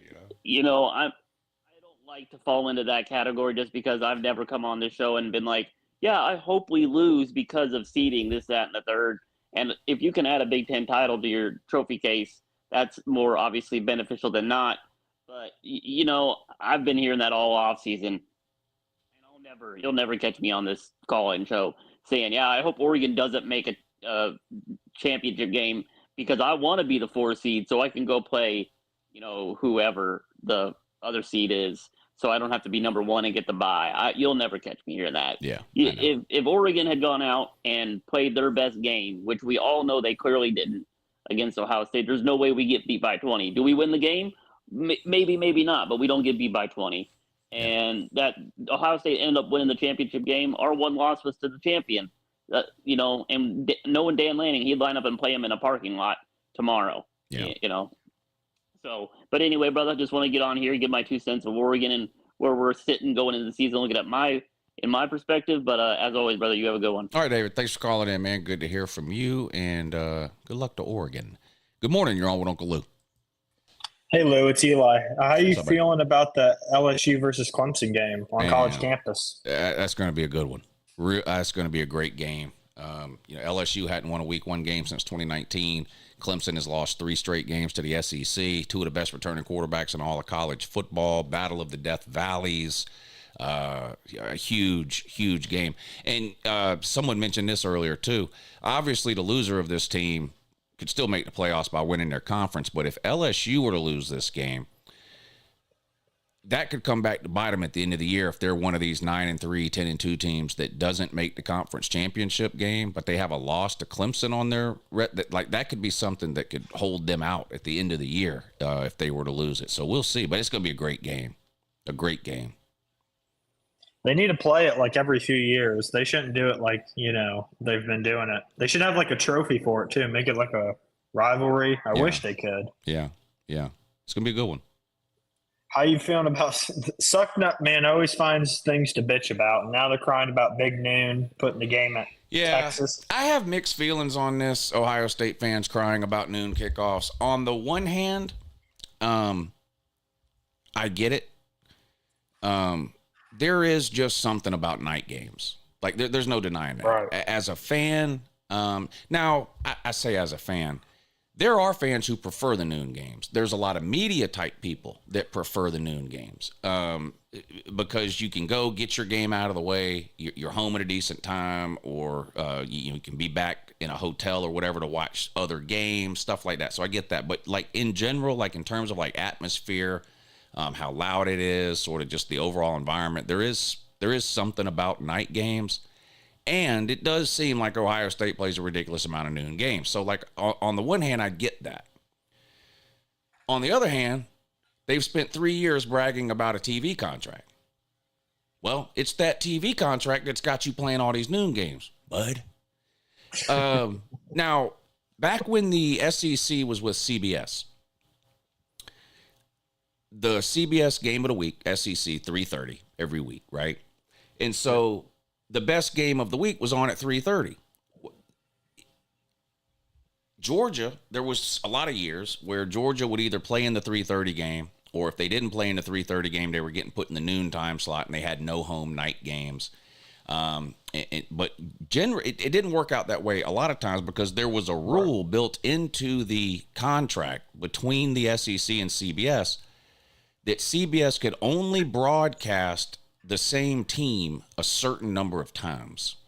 In other words, CBS couldn't just go, we're going to, like when Alabama was on their historic run, that 15-year period where they were just, CBS couldn't go, okay, we're going to pick the Alabama game every week. We're going to show Alabama every week at 3:30. They couldn't do that. There was a limit to the number of times a team could play in that 3:30 slot. It was built into the TV contract. I'm not going to pretend to have read the Big Ten Fox TV contract, but obviously there's nothing in there like that because it does seem like Ohio State plays a ridiculous amount of noon games. So like for fans who enjoy going to night games and the environment of being at a night game and things like that, I get it. Same thing with Penn State, right? The whiteout deal. They keep getting screwed by having to play roast beef tech in a noon game for their whiteout or whatever. Because or at night for their whiteout, because any decent game they play gets put on at noon. So on the one hand, I understand it, but then on the other hand, I'm like, well, you spent you spent 3 years bragging about your TV contract. This is your TV contract. Deal with it. Accept That's it. insane.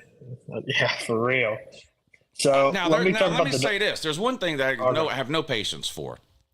An Ohio State fan on Twitter said that because Ohio State keeps getting stuck playing all these noon games because of Fox, that he thinks Ohio State should get 50% of the TV revenue, which is just insane. Keep in mind the TV revenue for the Big Ten is over $1 billion a year. A billion. So he thinks Ohio State should make $500 million, and that is the Florida State argument. Yep. We need more money. No, you don't need more money. Play your game when you're told to and shut the fuck up. No one made you sign off on that TV contract. You saw the dollar sign and you signed off on it. That's it. That's all there is to it. So you're going to play the game when Fox tells you to. And I don't even know if you've heard the worst part yet. I haven't mentioned this yet. How many of y'all have heard this? Now, who remembers? You remember when Michigan planted the flag at midfield? Yep. Do you remember what the state of Ohio's response to that was?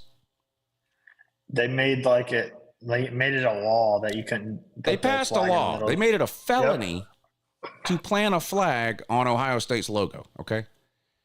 Well, guess what they're doing now?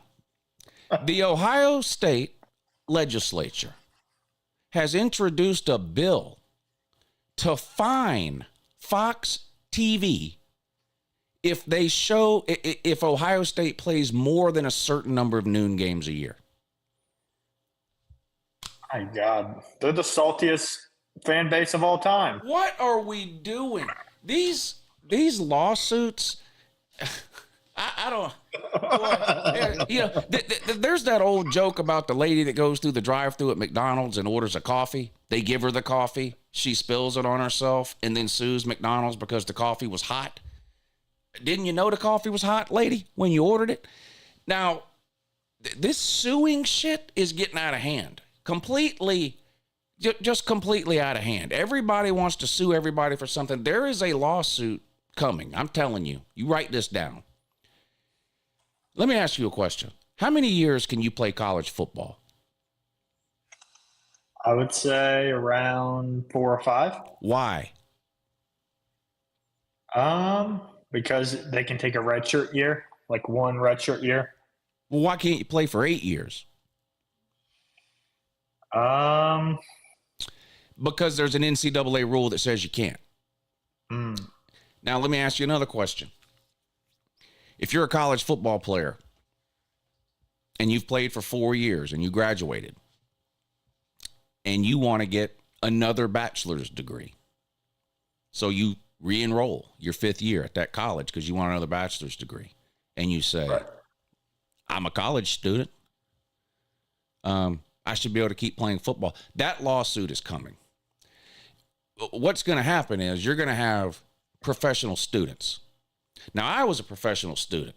I didn't play sports, but I was in college forever. I just kept going. Every time I would get close to graduating, I just kept changing my major. So I used to call myself a professional student. Somebody is going to use up their 4 or 5 years of eligibility, and they're going to sue the NCAA, and they're going to say, you can't tell me that I can only play college football for 4 or 5 years. As long as I'm enrolled, I should be able to play. And a federal court is going to go, you're right. You're right. There's nothing constitutional about the NCAA telling you that you can only play college football 4 years in a 5-year period. You're right. As long as you keep it. So you're going to end up with these players that are okay, but not good enough to go to the NFL. They're just going to keep enrolling in college class. You're going to have 30-year-old college football players. That lawsuit is coming. And when it happens, people will blame the NCAA. It's not the NCAA's fault. They lose a court case. But that's coming. But they just want to. You just sue your way into everything. That's what college football has devolved into. Don't like the conference you're in? Sue your conference. Don't like your TV deal? Sue your TV partner. Don't like the fact that you can only play college football for 4 years in a 5-year period? Sue. Don't like the fact that you're not allowed to transfer 14 times? Sue. And they just keep winning every lawsuit they file. It's insanity.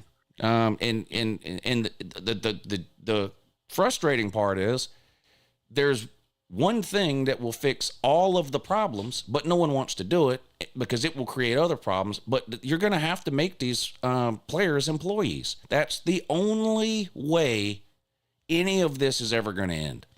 It's the only way, because then Congress will carve out an antitrust exception for college football, just like they do for the NFL and the NBA and Major League Baseball and all these other professional leagues that impose rules on their players that are otherwise unconstitutional.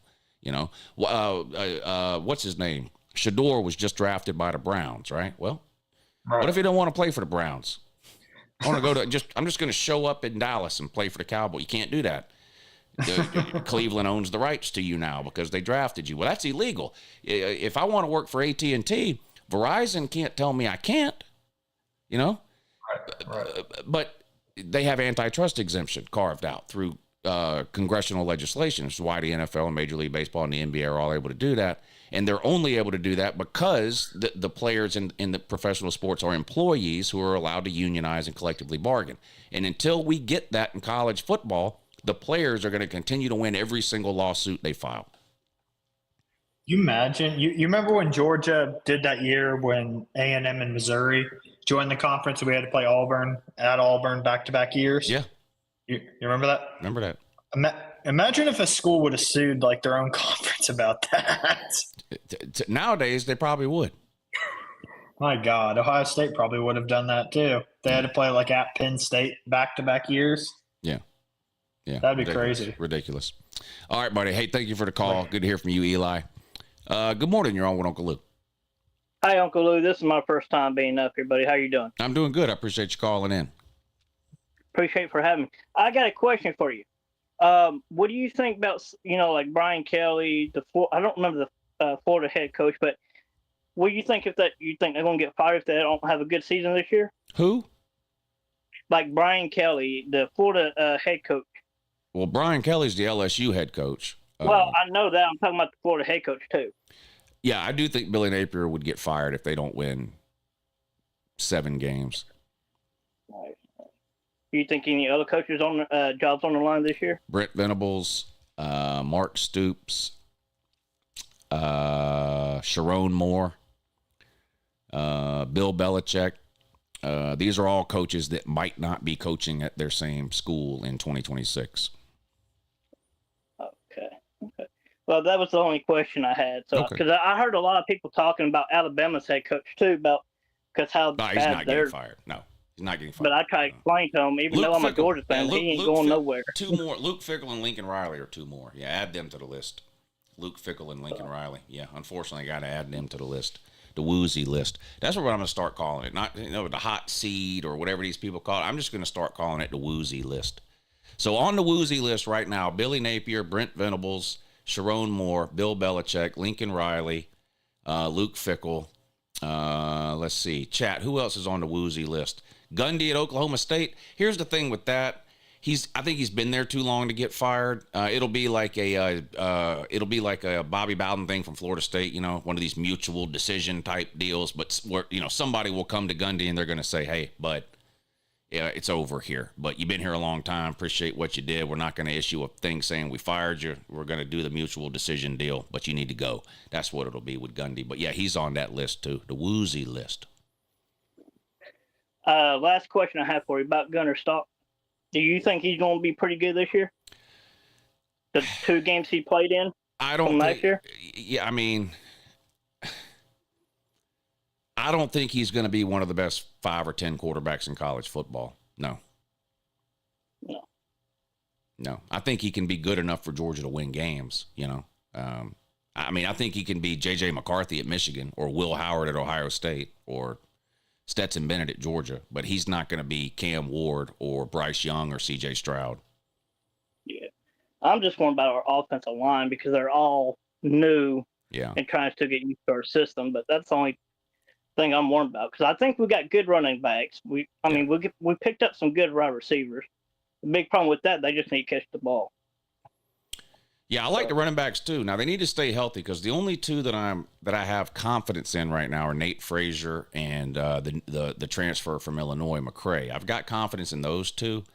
Now the ones behind them, well, I'll throw Cash Jones in there too. I've got confidence in Cash Jones, but he can't be like a school like Georgia can't find themselves in a position where Cash Jones is their best option at running back. And that's no slight to Cash Jones. He's made some plays. He's a great guy to put in the second half. He can catch out of the backfield. In no world is he some sort of elite level running back, though. He's just not. And the other running backs are young. Bo Walker, is it Dwight Rivers? I think is his. Or Dwight Phillips? I think is his name. But I do like Nate Frazier and McCray, and they're a good combination. Frazier's a little undersized, a little speedier. You get him sort of out in space. McCray is a between the tackles, pound the ball, 2nd and 3 type of back, and he's been doing it in the Big Ten for 3 years with no health problems. He stays healthy and he doesn't fumble. And so I think he'll be a big benefit to Georgia's run game. this coming. Well, the reason why he didn't get hurt because he hasn't played in the SEC.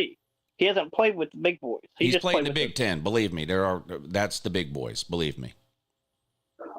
He was Illinois' leading. He had 800 yards rushing for Illinois in the Big Ten. It doesn't get any tougher than that. Well, but I appreciate it, Uncle Lou. Thank you for having me up. Yeah, good to hear from you. Listen, I love the SEC, but it's, the idea that the SEC is the only tough conference is ridiculous. The Big Ten is extremely physical.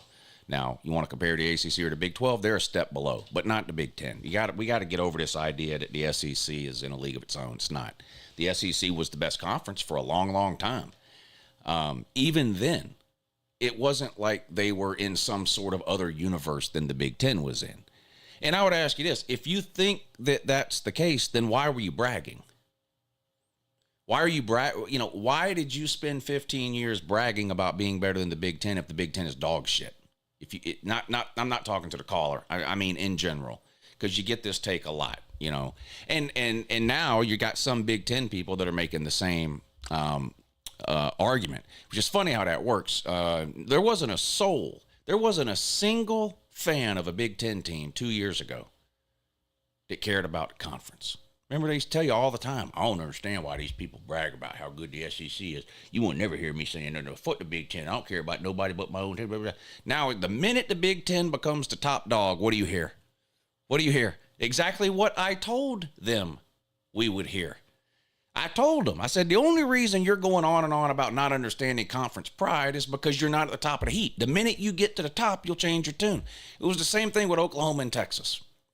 Who remembers way back in 2022 when it was announced that Texas and Oklahoma were joining the SEC? Texas and Oklahoma fans all over the internet. Not going to see us beating our chest about the SEC. Not going to see us waving the SEC flag. Well, what happens now every time Texas or Oklahoma plays a non-con game? The crowd chants SEC. The players talk about SEC. Their coaching staffs talk about the SEC.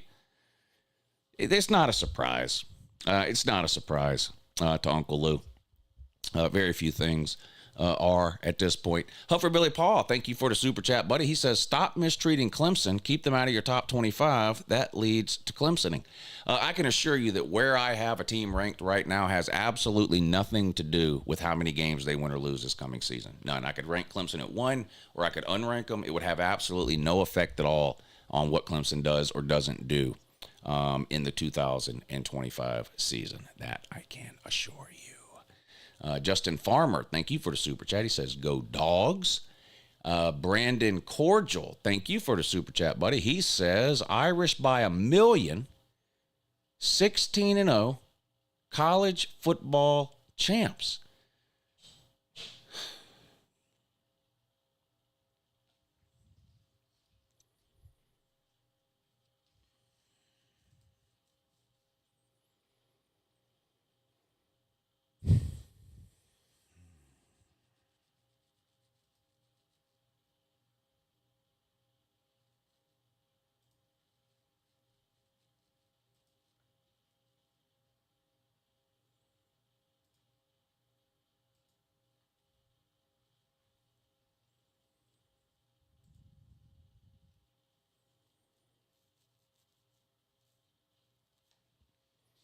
Biggs Mike, thank you for the super chat. He says, go Blue, pay Lou, more 2-0 against OSU. Cry, OSU man.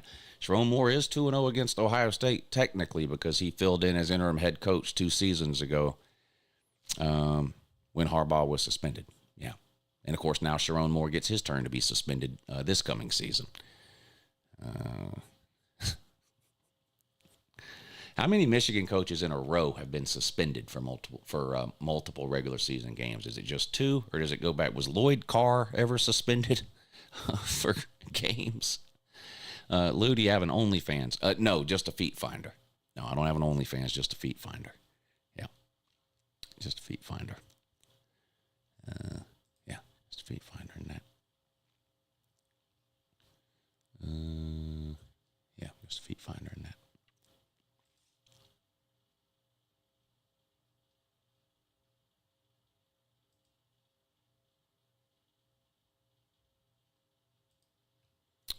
Type.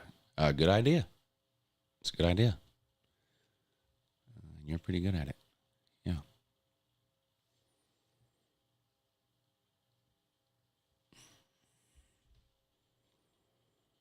The Big 12 is going to be the most fun conference to watch. Yeah, probably. It was last year. At least Heupel doesn't shit the right way. I really hope he don't go to Oklahoma for real. I'm good with 10 wins a year. I'd like a natty eventually, though.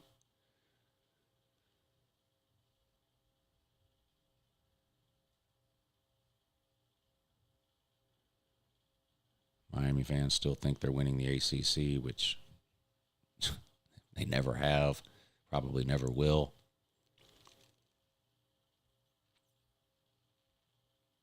This guy that can't spell his own name just had a heart attack and a stroke. Might have died, and his head fell on his keyboard.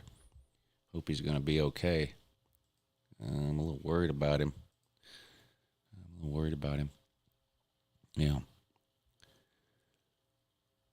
South Carolina is catching up to Georgia as a program. Man, come on. Georgia's the best program in college football. South Carolina's never won the SEC. Never made the playoffs. Don't think they've ever won a New Year's Six game. Don't even think they've ever made a New Year's Six game. No. They're not catching up. I mean, you would need like a 20-year reversal before South Carolina even got in the conversation as catching up to Georgia as a program. There's no amount of bad that Georgia could be this season, and there's no amount of good that South Carolina could be this season that would reverse Georgia and South Carolina in terms of program dominance. Those types of things don't happen in 1 year. Right now, you're trying to catch up with, you're trying to get to where Tennessee is or where Ole Miss is or something like that. Like, you've got a lot, like, you're here. Georgia is here. You've got a lot of hurdles here before you ever get to trying to jump over the Georgia hurdle. And I'm high on South Carolina, but don't compare South Carolina's program to Georgia's program. That's that shows a little idiocy, I think, in my opinion. Yeah. Lou, the lady said I'm free to go. So you're no longer being detained? I guess that's good. Oh, free to go to Vegas on the 4th. I think it's a trap. What say you? No, there are no traps. You got two choices. You can either ask for permission or you can ask for forgiveness. You've already asked for permission. And somehow you got it. So you don't need to say anything else. You don't need to say anything else about it. You've asked. She said yes. There's no reason to continue the conversation or the discussion. None.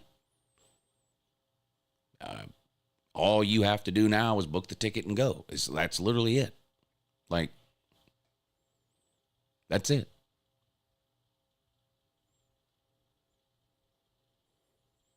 Are people trolling tonight or what? I've seen a couple people trolling themselves. I don't know if anyone has trolled me yet or not.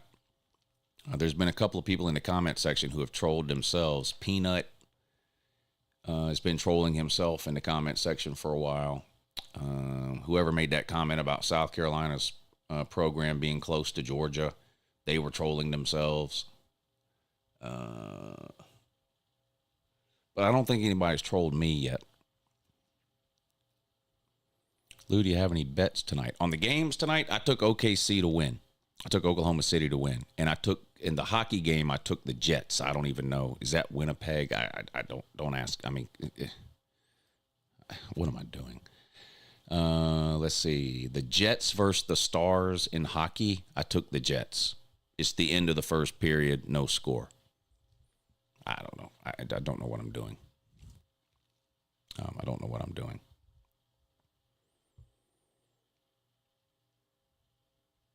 I own UGA. You're the state of Georgia?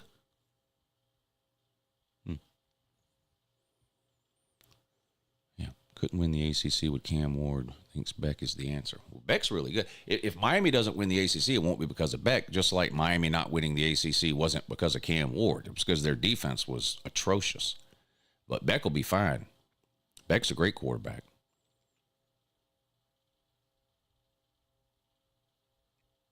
Miami will go as far as their defense will take them. Well, they got to replace Restrepo too, I was kind of surprised he didn't get drafted. Restrepo, I loved watching him play. I know he's small and undersized and slow, and he doesn't check any of the boxes. Like when you talk about like NFL combines, and how tall are you? How fast can you run from here to there? How high can you jump? How big are your hands? All that kind of shit. Restrepo didn't check any of those boxes. Okay. But did anybody in the NFL watch him play at all? Like, do NFL people actually watch any college football games? I don't understand how Restrepo didn't get drafted. So, they got to find a replacement for him, and the defense has got to get a lot better. But they'll be fine at quarterback with Beck if he can stay healthy. Yeah, I know he's with Tennessee, but he was he's with the Titans, but he was an undrafted free agent. I couldn't believe that. I couldn't believe it. I loved watching him play.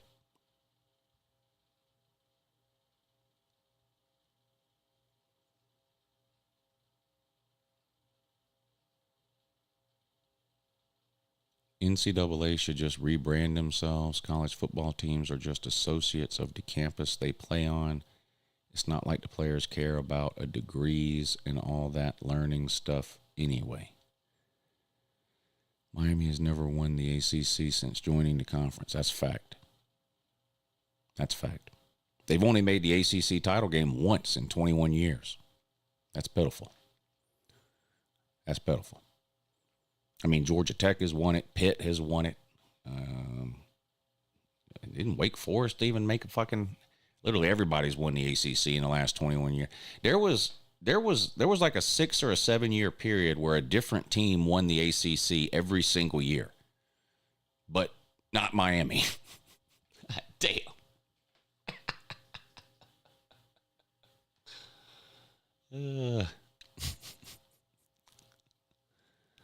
The SEC West owns UGA. There is no such thing as the SEC West. Yeah. In fact, the divisions were the only thing propping up the SEC West. Now that we got rid of divisions, last year was the first year with no divisions. Have you found out yet who won the SEC last year? Has anyone told you?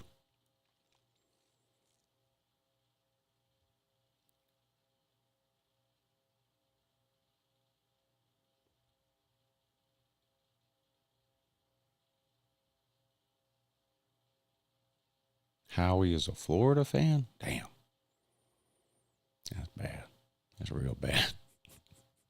That's real bad.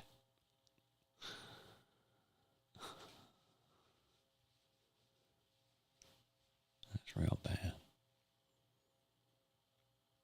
Better hold on to that one ACC ring because Norvell won't win another. Well, he's got more than Mike Norvell. And look, I agree with you. Mike Norvell's a terrible fucking coach. Terrible. Has no idea what he's doing. Is only still employed because Florida State can't afford the buyout. He's an absolute failure and a disaster, Mike Norvell. And he's got more ACC titles in 4 years at Miami than Miami has in the entire history in the ACC, which Miami has none. So, as bad as Mike Norvell is, he's better than anything Miami's had in the last 21 years, and that's pathetic. Billy Napier is a better coach than Josh Heupel.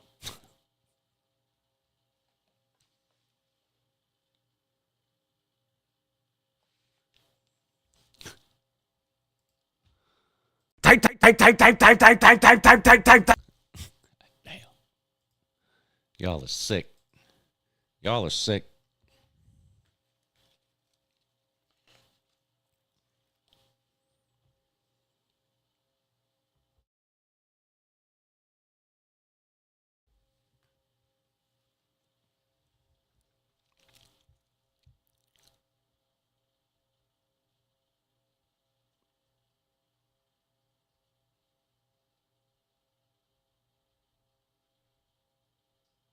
Let's jump back down this rabbit hole. What's more important, recruiting or coaching? Recruiting. It's about 80-20.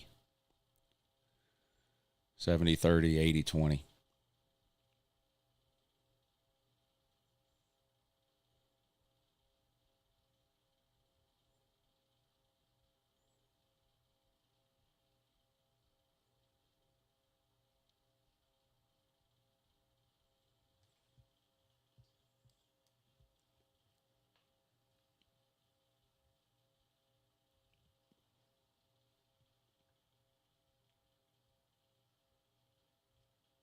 I got a, who the hell is Pinecone?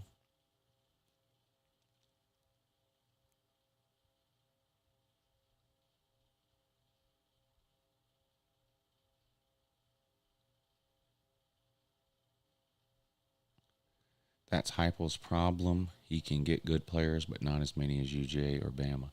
Well, also, he can't win on the road. That's a massive problem, too.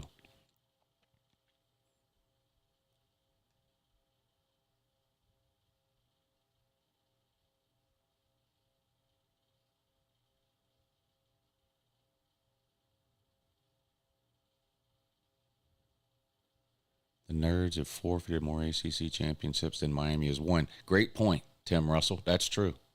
Georgia Tech has forfeited more ACC titles than Miami's ever won. Damn. Boy, I don't know if there's a more embarrassing story in the world of college football over the last 21 years than Miami having 0 ACC championships.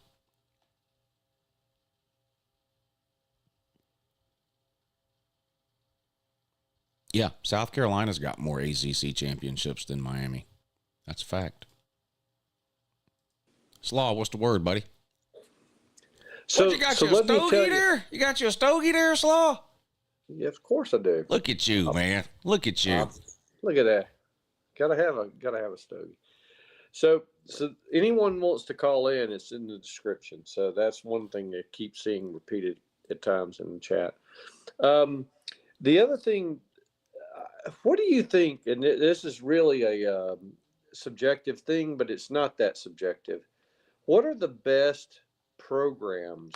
Not today's team, not this year per se, but who are your top 5 programs that are out there? Georgia and Ohio State are 1 and 2. I think Texas and Oregon are in the top 5. I got those. The 5th one becomes a lot harder.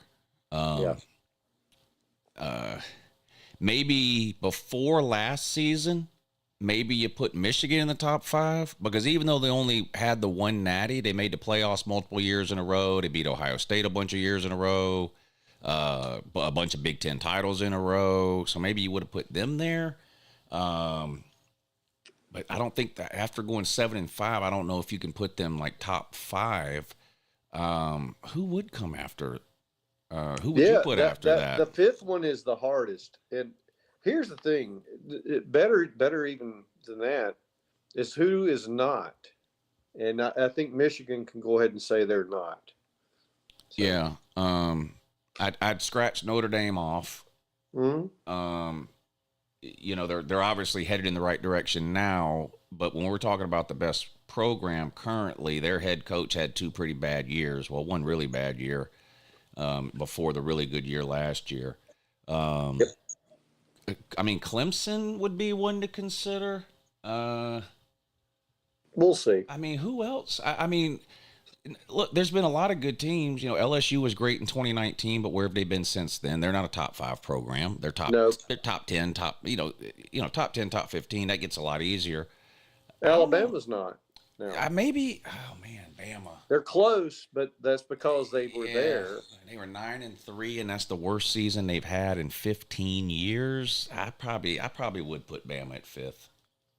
They're close. I mean, just because of history, but at the same time, they got a new regime, so yeah. Who knows? That 5th one is. Let me see. What is the chat saying for the 5th? Would y'all agree on? Would the chat agree on? In whatever order, I don't care. Y'all can argue about that. But Ohio State, Georgia, Texas, Oregon, are those the top 4 programs right now? Not teams this year, programs overall.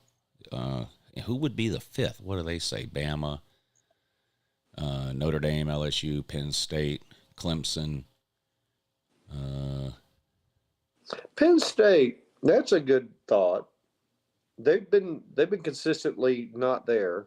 They get close, but they no cigar. Yeah. You know. Yeah, that's tough. The fifth one gets really hard. I think it's sometimes it's hard to do on this channel because there's so many trolls, but I have a feeling that if you surveyed like 1,000 college football fans, we're right on the top 4 in whatever order you want to put them Yeah, in. those are definitely in. Yeah. There is no debate. If fifth anybody one debates that, they're foolish. Yeah, the fifth one, I think you would get several different answers there. Penn State, Bama, Clemson. Maybe Notre Dame if they continue to keep moving up. Yeah. Okay. Well, what it would be easier to do is fill in 5 through 10 in whatever random order, and then say, okay, one of those 6 teams is the 5th best program. I just don't know which one, because that list would be, Alabama, Notre Dame, Clemson, maybe Michigan. However you wanted to fill it out, and you'd go, okay, I don't know who the 5th best program is, but it's one of those 6. Michigan's in a turmoil city right now. They're program wise, that's a problem. Yeah. Look, I'm not trying to diss on Michigan because I don't have any hate for them. I just think that they've got some cleanup work to do on aisle 7. Yeah, if they lose 4 or 5 games again, it would be real easy for them to walk away from Sharon Moore, because they'll have the off the field. Well, technically, it's not off the field stuff; it's on the cheating stuff that he's wrapped up in, and all. It would be easy for them to watch. I wouldn't be surprised if they walk away from Sharon Moore after this year if things don't go well. Yeah, I mean, it's kind of interesting to think about the history. We no longer think of Oklahoma. We no longer think of Southern Cal. Yeah, they're gone. Tennessee might be in that group from 5 to 10. They've got to show up. The problem is they'd be closer to 10 than they would 5. Yeah, but they'd be in there somewhere. They're definitely down a little bit, but I think they're closer. Yeah. Florida's not anywhere to be found. No. Clearly. Mm-mm. So it's kind of one of those. I every time I think about it, I just like, wow. I think it's open field right now, and so we'll see this year if somebody's going to solidify the 5th spot. Yeah. This is where Clemson comes in, and I'm a Clemson fan, so I'm just going to be honest. Yeah. That if they can pull it off, at least getting to the final, not necessarily winning it, then that'll put their program in that 5th spot. Yeah. I think. So, but if they don't, God help us. That's one of those. This is one of those never-ending college football arguments that I talked about the other day. Is one of the reasons that I love college football so much. It's there is no right or wrong answer. It's how well can you defend your answer against someone else who is offering up a different answer. Right? There's no. It's like, who's better, 2018 Clemson or 2022 Georgia? I mean, whatever. You know how they like to do that. 2019 LSU or 2001 Miami. I mean, you can go on and on forever with those types of debates and conversations. There is no clear winner in any of this. Yeah. And everybody says, what was the best team ever in college football? Well, you can go all the way back to the Nebraska days, right? Yeah, I mean, right. Yale and Princeton and Harvard. I mean, geez. Now, at the same time, it's fun to at least for me, to kind of think of in recent times, what's the team or the program, not the team. What's the program that's keeping consistently in the top 10? Yeah. And that's really what you look at. Justin Blair says you're a tater. Is that true? Yes, it I is am true. a tater. That is true. Yeah. But anyway, I just wanted to check in. I was curious if you saw it the same way. That 5th one is I think it's open for debate. Yeah. Great call, Slaw. Thank you. Good to hear from you. My man Slaw enjoying a stogie on a random Thursday night. Good morning. You're on with Uncle Lou. What's up, Uncle Lou? It's good to see you. Happy birthday. Yeah, thank you. No problem, buddy. And Slaw rules. It's hard to follow Slaw. He's sitting there smoking a stogie, looking like Jeff Daniels. He fucking rules. He's on top of the world. He doesn't have a care in the world, man. Nothing. Not a single fucking thing. That guy fucking rules. Can't rattle him. Yeah, that was impressive. I want to try and give like the ACC, the SEC, and the Big Ten get all the chat in this place, and I'm gonna drag it to the Big 12 as much as I possibly fucking can. Yeah. Even though we fucking suck, right? Like it's going to be the most fun conference because we're all like 2/3 of the conference are good. That's where we live. We're good. Yeah. I don't think that I wouldn't bet on us to like the entire conference. I wouldn't take a bet against to win a natty or even a playoff game this year, to be honest. Yeah, well, I mentioned earlier, Iowa State has the 9th best odds to win the Big 12. I mean, that's just that everyone is bunched in the same area. Whether people think that area is like a group of great teams, a group of good teams, a group of whatever teams, like there's no mass separation like from teams 1 through 9. Correct. And our best team from last year was ranked dead last going into last year's season. Yep. So like it has to be the most fun conference to watch.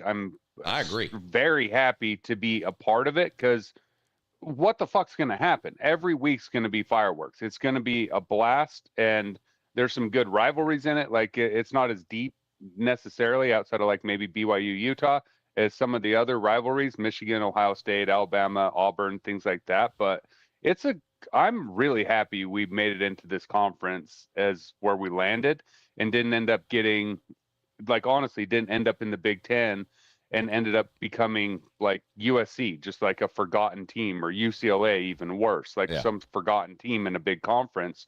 We're now in the pack, in the conversation, and having a great time. Go Utes forever with that. But I do want to like I'm very excited to watch what you do with your prediction videos for the teams within the Big 12. I think it'll be really fun to watch you try and sort out this clusterfuck that is my conference. I disagree that it'll be fun. It's going to be miserable. It'll be fun for me. It'll be fun for me, man. Yeah. Yeah. See, the problem with the Big 12 is the coaching. If we just had better coaching in the Big 12, we'd win the natty. You know what I mean? Well, you got some good coaches. It's not a recruiting problem. We're recruiting all 5 stars. I don't know what you're talking about. We're not number 37 in recruiting. I don't know what you're talking about at all. And it's just a problem with coaching. If we just improve the coaching, if we had less Deons, we'd be in a better place. You know, it's going to be good. Yeah, Dillingham is terrible. Chris Kleiman is terrible. Matt Campbell is terrible. Whittingham's terrible. He's the worst coach I've ever seen. Yeah, all terrible coaches. The recruiting thing is a problem, and money-wise is my main thing I'm going to leave you with. I want to hear you talk about is how I think you're right on. Congress has to do this, but is there any other way for us to put some sort of salary cap into this that allows it to be somewhat of a fair playing field? Because there is $40 million schools, there is $11 million schools, there's $1 million schools. Yeah. Like, how do we make it okay? The same way the NFL and the NBA and Major League Baseball do it. Congressional legislation that carves out an antitrust exemption for college football. The players become employees, they unionize, and they collectively bargain. And then whoever the umbrella organization is, whether it's still the NCAA or whether it's a different organization that takes control of college football as a whole, they will be able to make rules that are unconstitutional and apply them to college football the same way the NFL and the NBA do to NFL and NBA players. Yeah, but short of that, no. Because you can't tell a player right now, it's illegal. Federal court has ruled. You cannot tell the guy that owns the Ford dealership down the road that he can't give Cam Rising $5 million. You can't tell him that. It's against the law. If that guy that owns that car dealership wants to give Cam Rising or whatever player, y'all gave all y'all's players brand new trucks last year. There's nothing, any attempt to stop that right now violates federal law. So I have a question on the same law thing, right? So if I quit my job right now, I can't work within like a certain number of like I have an anti-compete law, or non-compete clause. Those are unconstitutional too. That's settled law over the last couple of years too. All you have to do is challenge it. Dude. Yeah. Oh, dude, I should challenge that and quit. those Except are for I like my job, unconstitutional. but Yeah. that's different. But so that can't work. That was my big thing. Is like, what if we did, like, if they sign these contracts, a 4-year contract, like that Tater that left to go to UCLA did, like you can't compete. You leave, you transfer, you break this thing, you can't compete. So it brings back in that delayed transfer sort of deal. I was really hopeful that that might be a solution outside of Congress, but well, civilly, sounds like it's yes, civilly, yeah. Like there's civil lawsuits right now going on between the Florida staff and Jaden Rashada. There's a civil lawsuit right now going on between the Iamaleava brothers and Tennessee and Arkansas. Schools trying to recoup NIL money that was paid, but then the players transferred away. But those are civil suits, suing for money. Like there's nothing. You can't tell a 20-year-old that because he enrolled in college at Tennessee, he has to complete his college at Tennessee. Right now, but you can't tell him he's not going to get paid. So if you offer him $8 million and he leaves, like, get your $8 million back. Like, I feel like that would hold some brakes the on thing it, with wouldn't Nico it? and the If $8 one of these million, works, it wasn't paid up front. It was a yearly amount, right? So the bigger deal is the brother. So the brother is in high school. He commits to Arkansas. He goes through spring practice at Arkansas. He gets paid NIL money for his first year at Arkansas. Then he leaves before he ever does his first year at Arkansas. That's the money Arkansas would get back. Tennessee wouldn't be able to get back money that they paid to Nico 2 years ago or last year. Because those are services rendered. He was there for, Nico's contract isn't $8 million to come to Tennessee. It's not that. It's come to Tennessee, we'll give you $1.5 million your first year, $2 million your second year, $2.5 million your third, whatever it was. And they paid him on a yearly basis. They didn't pay him $8 million his senior year in high school. right. I feel like, though, if you tack in the unconstitutional non-compete with it that says, okay, if you transfer and you play within the whatever time frame is in our non-compete, a year makes the most sense, then we're recouping all of it. Like it becomes a bigger problem. And so, like, I don't know. I'm trying, because I don't trust Congress to fix this. I'm trying to look for any other sort of loophole that I possibly can, even if it's a bit of a stretch. Yeah, I don't think you're going to find one. Well, that fucking sucks, dude, because I'm in a poor fucking state. Well, poor-ish. BYU's pretty fucking rich, but poor-ish, dude. We're hillbillies. We have carts and buggies and shit, dude. It's not fair. You guys are rude. You guys dumping money like this is rude, and it's not fair, and I don't like it one bit. Yeah, well, you guys need to knock it off. I gotta let you go, but if you're poor, quit giving 10% of your money to the Mormon Church. Have a great day. Good morning. You're on with Uncle Lou. Oh boy,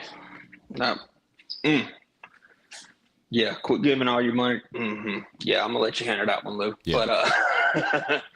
But I wanted to call in and ask about your opinion on how the Disney dogs are freaking out about the whiffs that CBS has said that UGA has made on 5-star recruits in 2026, even though it doesn't even really matter. I don't know why they're freaking out about it, but they decided to go on and make an hour-long segment about it today.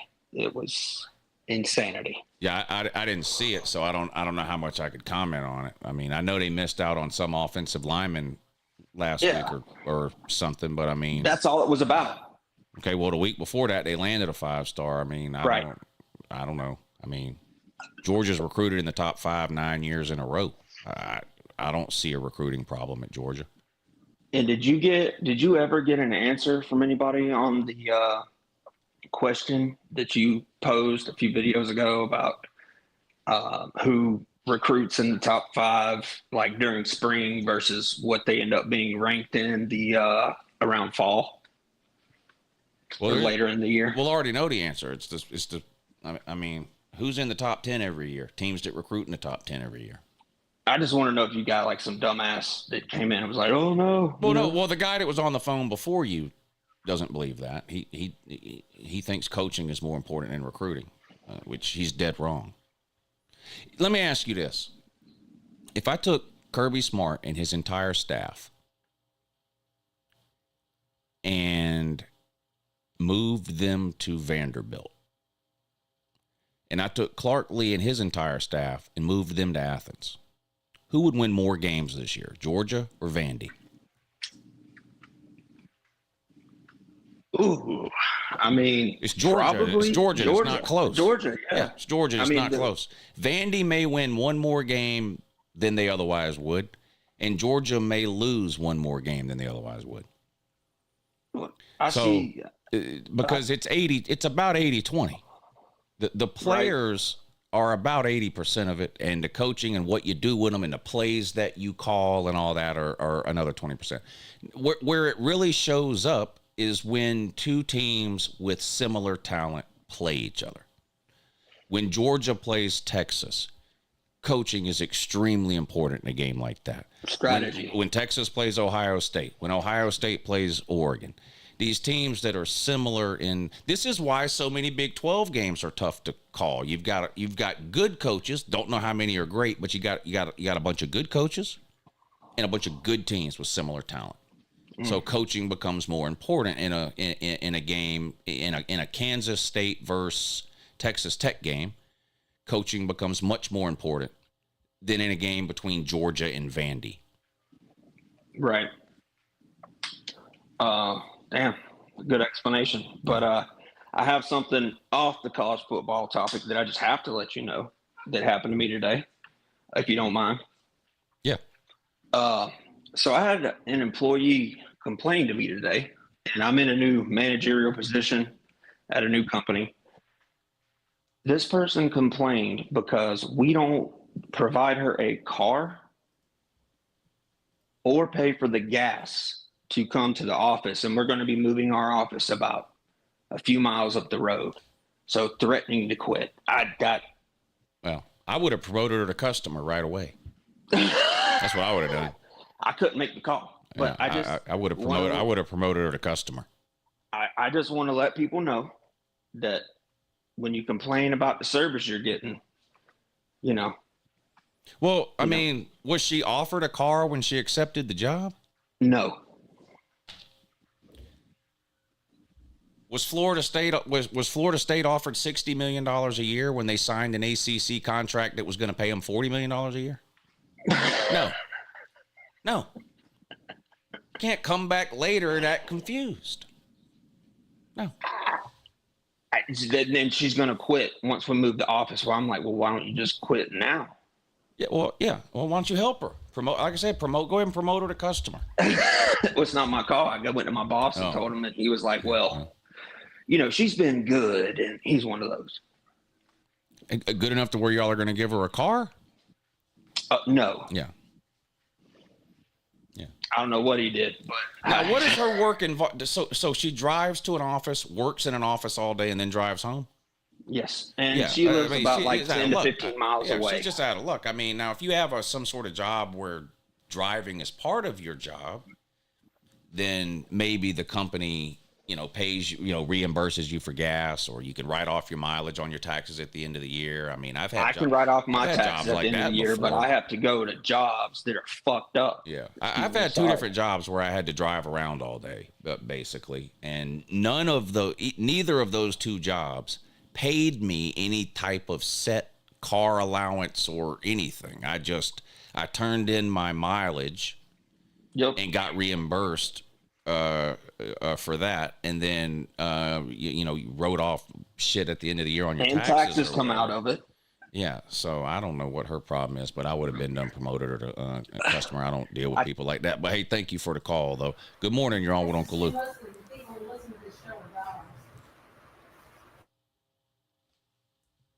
All right. To that last caller there, I don't know. I'm sorry to bother you. I guess it was a bad time for me to put you on. Florida State is wanted by the group of 5. There, fixed it for you. I think the Big 12 would take them in a heartbeat. I definitely think the Big 12 would take Florida State in a heartbeat. I think the head coach sets the right environment / culture.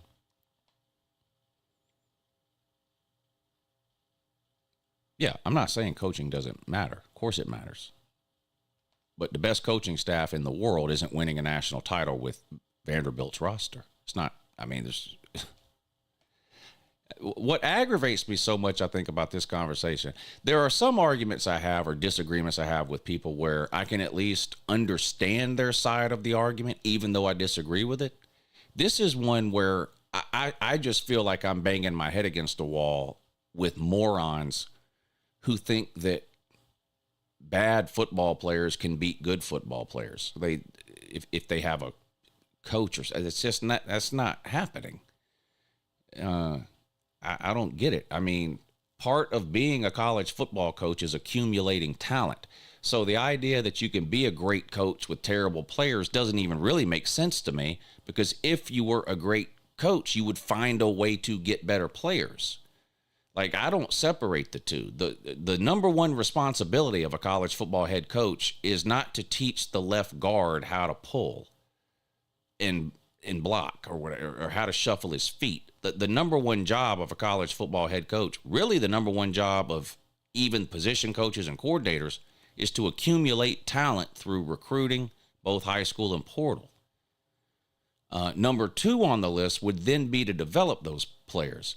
The difference is Georgia, Bama, Ohio State, Texas, Oregon, whatever, name the team.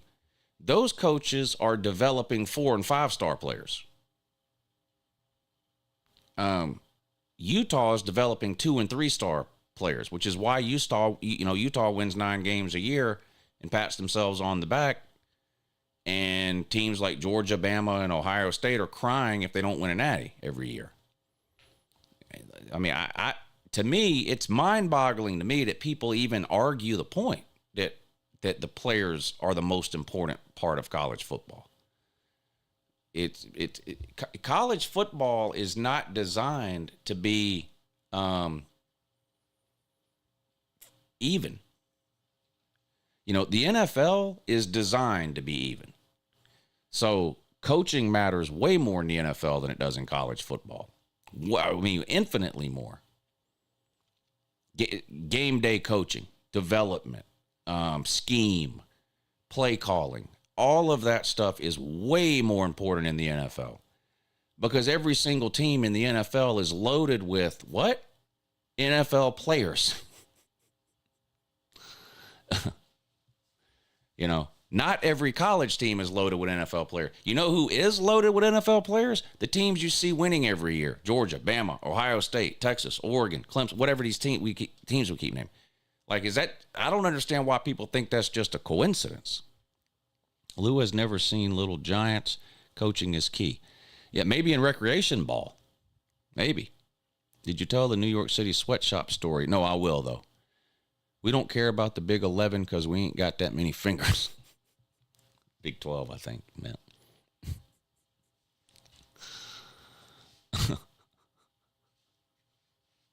Oh, thank you, Bryce.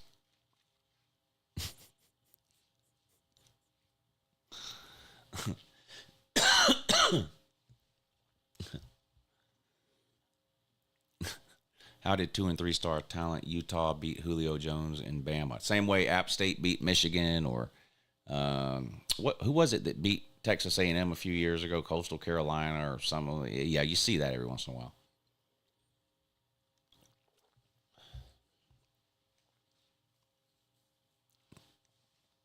But just like the other day, the point is sailing completely over that empty space between your ears. Just like it did on Tuesday.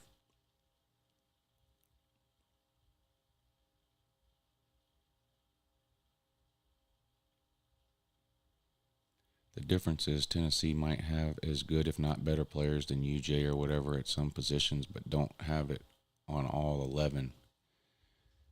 Then it don't matter. I'm not saying that that the team with the better football players wins every game they play. Y'all are. I don't know how to make it any more clear. I think at this point, you either get it or you're a fucking retard. I think those are the only two options. I think you either understand what I'm saying or you're mentally retarded. That's it. Yeah. Michigan has the saddest excuse of a football program I've ever seen. Damn. Lee. Don't they have more all-time wins than anybody else in history? But you think they're the saddest program ever? Come on. Come on. Can't you hate a team but still be somewhat realistic?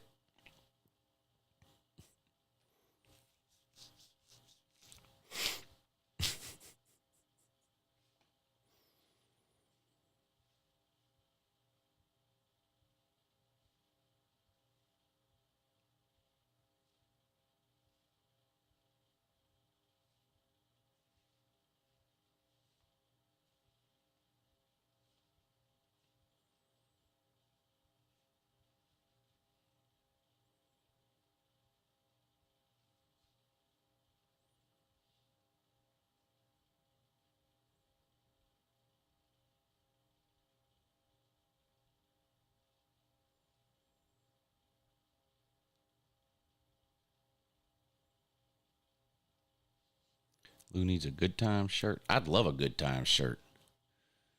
Kid Dynamite. JJ Walker. Is that his name? JJ Walker from Good Times? Oh, the Chinatown story. Okay, yeah. So I'm going to New York at the end of the month. I've been up there a bunch of times. But the lady and her kids have never been, and her son is graduating high school, and he asked, they were going to do something for you for graduation. What do you want to do? He said, I want to go to New York City. So we're going to New York City for 3 or 4 days, whatever it is, at the end of May. And I've been up there a bunch of times, and one of my favorite things to do there is go to Chinatown. New York's like a lot of other like major tourist place things. There's a bunch of shit to do there. Some of it is kind of only fun to do once or maybe once or twice. Like, how many times do you need to go to the top of the Empire State Building, right? I've done that. How many times do you need to go, whatever. But then there are some things that every time you go, and you probably have places you've been a bunch of times, right? And every time you go there, like, I don't care how many times I've done it, I'm doing it again. And maybe it's a restaurant. I've been on vacation to this place 15 times. Every time I go, I eat at that restaurant. And when I go on vacation there again, I'm eating there. I got to eat there 100 times. For me, in New York City, it's Chinatown. I am absolutely just fascinated with the whole Chinatown thing. It's almost hard to describe if you've never been to it, but it's basically a street in New York City that's, 7 or 8 blocks long. And on both sides of the street, it's just one like storefront shop after another. And all of the shops, they sell, there's the sort of tourist trap shops that sell like t-shirts and hats and, stuff like that. But most of the shops sell, purses, sunglasses, and watches. Those are the big three: purses, sunglasses, and watches. And how much the city of New York enforces like the counterfeit laws varies from time to time. I've been through Chinatown before, where literally right out on the sidewalk in front of the shop, there is a stand filled with fake Louis purses, fake Prada purses, fake Versace belts and sunglasses, and it just clear as day, just fake stuff right out on the sidewalk. Other times I've been to Chinatown when a raid has taken place recently or something, and you can't see any of the fake stuff from the sidewalk. In a lot of cases, you'll have to walk into the store. And look, these people that work in these stores, they're kind of good at figuring it out. They know, first of all, none of them speak any English. Literally, these are right off the boat China people. They know how to say 3 words: Gucci, Fendi, Prada. Gucci, Fendi, Prada. Everybody that walks by, Gucci, Fendi, Prada, Chanel, Gucci, Prada. Like, that's it. And so you go in, and they'll usually have one rack that's like covered with a sheet, literally, in this little store. And they walk up to the sheet, they pull the sheet to the side, and behind that sheet will be all the fake, Chanel purses, fake Rolex watches, all that kind of shit, right? So probably the third or fourth time I had been to New York City, and this had to be 15 years ago. It's probably 15 years ago. We're walking through Chinatown. It's me and my ex-wife. We're walking through Chinatown, and we walked from one side to the other and crossed the street and walked back up, and we were just about done and ready to leave, and we were walking down a side street. If you've ever been to New York City, you know where Chinatown is. Little Italy is like one block over. Little Italy, which is another amazing place, by the way. If you like Italian food, if you like mob history, they still have the cameras up on the light poles in Little Italy that the FBI installed back in the 80s and 90s. And there are tours you can go on, and they'll tell you, yeah, this mobster was killed right here in front of this restaurant, and this mobster his throat was slit right here, on the corner of that street and that street. But anyway, so we had walked up and down Chinatown, and we were on a side street that connected like Chinatown to Little Italy. And we're walking up this side street to get to Little Italy. And we're on the sidewalk, and this Chinese guy is walking towards us. And we had a couple of bags in our hand already of shit we had bought, I guess, in Chinatown probably. And we're walking, and this Chinese guy's walking towards us, and he stops us, and he goes, purses? And my ex-wife was like, yeah, purses. And he goes, follow me. I mean, no English, like 2-word sentences, 1-word sentences, a lot of pointing, a lot of hand talking. Follow me. So we follow the guy. We're on this side street, and we get to this building, and it's like 5 or 6 steps up to glass doors, and it had a business sign hanging on it. But again, if you've ever been to Chinatown, nothing is in English. You go to Chinatown, every sign, everything is in Chinese. You go to Koreatown, everything's in Korean. Like, that's just how it is. So we're walking up these stairs. It's obviously some type of a business because it's got 2 glass doors. You can tell it's a business, and it's got a sign out front, but it's in Chinese. We don't know what the hell it is.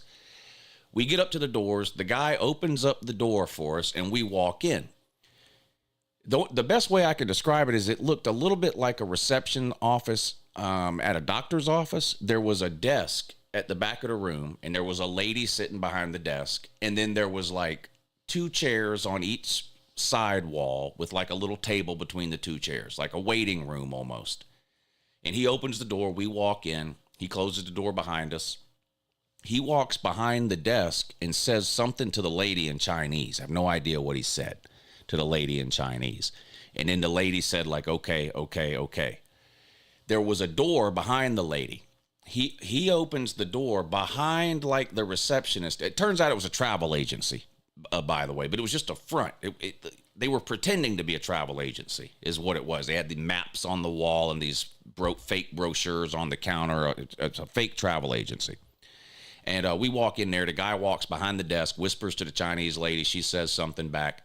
The guy then opens up the door behind the desk and starts waving us to come through that door, sort of behind the desk. So we follow him through that door, and at that point, we're in a staircase that just goes up. And he starts walking up the staircase, and every 2 or 3 steps, he's turning around, and he's just going like this, like, follow me. We must have walked up 7 or 8 flights of stairs. And every flight of stairs you would go up, there would be a door. But we wouldn't go through that door. We'd go up to the next floor, and we kept saying, what are we doing? And we almost turned around. And like we were starting to get a little worried. Like, what are we doing here?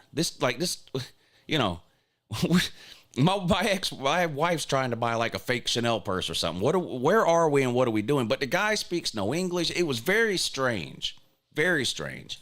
Anyway, we go up 6 or 7 flights of stairs, and finally he stops and he opens the door into whatever was on the other side of that door. We get up there. He's got the door open. We walk through. It was an apartment building. You've all seen TV shows or movies with these high-rise apartment buildings in New York City or any big city, really. Just these huge high-rise apartment buildings. He opened the door. We walked through. It was a hallway, and it looked like an apartment building. There was a door on each side of the hallway, like every 10 feet, with a number on it, like this is apartment number, 608, 610, 612, kind of like a hotel looks too, but this was obviously an apartment building. And we start walking down the hall, and it's a long ass fucking hallway. And I don't even know how many flights up we were, 8 flights up, something like that. We're walking down the hallway. Every door looks the same. He stops at a door.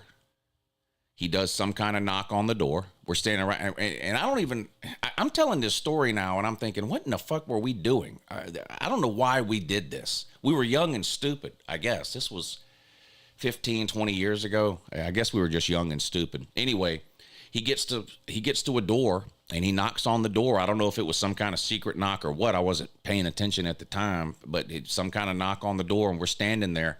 The door opens, and I am not bullshitting you. If I'm lying, I'm flying. And I promise you, I'm sitting right here. He opened that door. We walk in. Every single wall that separates all the different apartments in that building, we had to have walked past 20 apartments, at least 20 doors to get to the door we finally went in. Every single wall had been removed. When we walked in through that door and looked to the right, you could see all the way down to the end of the apartment building. There wasn't a single wall. They had all been removed. And the entire place, I mean, this place was the size of like 2 or 3 basketball courts lined up in a row. Every 5 feet, there was a Chinese lady sitting at a sewing machine. At least 100 of them. At least 100. Crammed, this 3 or 4 feet apart from each other. One after the other, as far as the eye could fucking see. They had bought all of those apartments on that floor, tore down every wall that separated the apartments, and turned it into a giant sewing machine sweatshop for old Chinese ladies to sew fake handbags and shit. And he walks in, we walk in, and we're like, what in the fuck is this? And he keeps doing this. Follow me, follow me. We followed him down between like a row, like an aisleway between where all these old women were sewing on the machines. We're walking down between the aisle. We get to the end of the building there, and there's another door with 15 locks on it, at least. And he pulls out one of those janitor ring keychains that like your high school janitor used to carry around, and he starts unlocking those locks. He unlocked them one at a time. He opened up the door. We went in. It was a giant closet. There must have been 1,000 purses in there. Versace, whatever, Gucci, Prada, Chanel, you name it. Whatever the high-end handbags were at the time, just slapped full in there. And he opened up the door and pointed, and he was just like, like go look around or whatever. And I think my ex-wife ended up buying one of them, if I remember right. And then he didn't walk us out. He walked us back through the sewing machines to that door, out the door into that hallway, and he didn't say shit. He just closed the door. And then we look around, and we're standing in that empty hallway. And we had to walk all the way back down that hallway, back down the 7 or 8 flights of stairs, came out the door. That lady is still sitting there at the fake travel agency desk, and she didn't say a word. And we just walked back out onto the street, and on our way we went. And we got a block or two up, and we were both like, what the fuck was that? What the fuck was that? It looked like something you see in a movie. It was crazy. I'm not shitting you. There was 100 sewing machines in that room, and an old Chinese lady sitting at every single one of them. It was unbelievable. It was unbelievable. So that's the Chinatown story that I mentioned at the beginning of the show. Chinatown is the Yankee Gatlinburg. I love China. That's a lot of fun. It's not all fake purses and watches. That's not all Chinatown is. There's other shit going on there. There's all kinds of restaurants. I'm talking real Chinese food, not what you buy from the China King down the street from wherever you live or whatever. Like real fucking Chinese food. And that's the thing about these neighborhoods in New York City. And everybody talks about Chinatown and Little Italy. I think those are the two most famous ones. But almost every ethnicity on the planet has their own neighborhood in New York City. And when you're in that neighborhood, everybody there speaks that language. Every sign on every door is in that language. You go into a restaurant, all of the menus are in that language. Whatever it is, Little Italy, everything's in Italian. Little China or Chinatown, everything's in Chinese. Koreatown, everything's in Korean. Vietnam's got a street, everything's in Vietnamese. It's wild. It's wild. But yeah, that's the Chinatown story. You want a pizza now? I've never eaten in Chinatown, and I probably never would, honestly. But I have eaten in Little Italy a couple of different times. Most of the people in Little Italy speak English, from my experience. They're obviously Italian, and you can tell from their accent and all. But I don't recall ever having a problem communicating with people in Little Italy. But when like in Chinatown, and maybe they're just lying. Maybe they can speak English and they're just not doing it. I don't know. But I mean, I've spent 2 or 3 hours in Chinatown and not heard any English at all.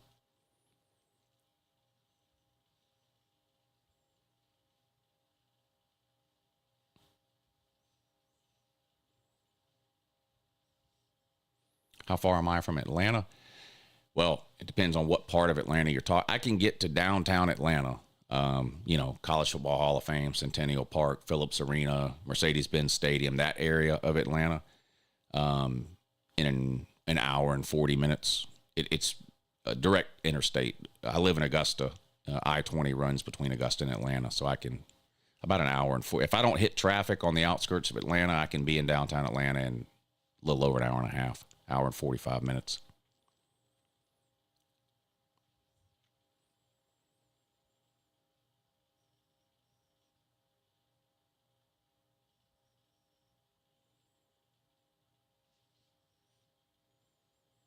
Driving or flying in New York? Flying. Yeah, flying.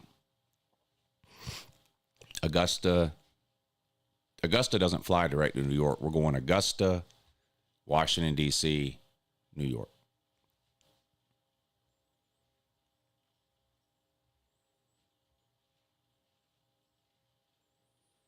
Yeah, call-ins are done.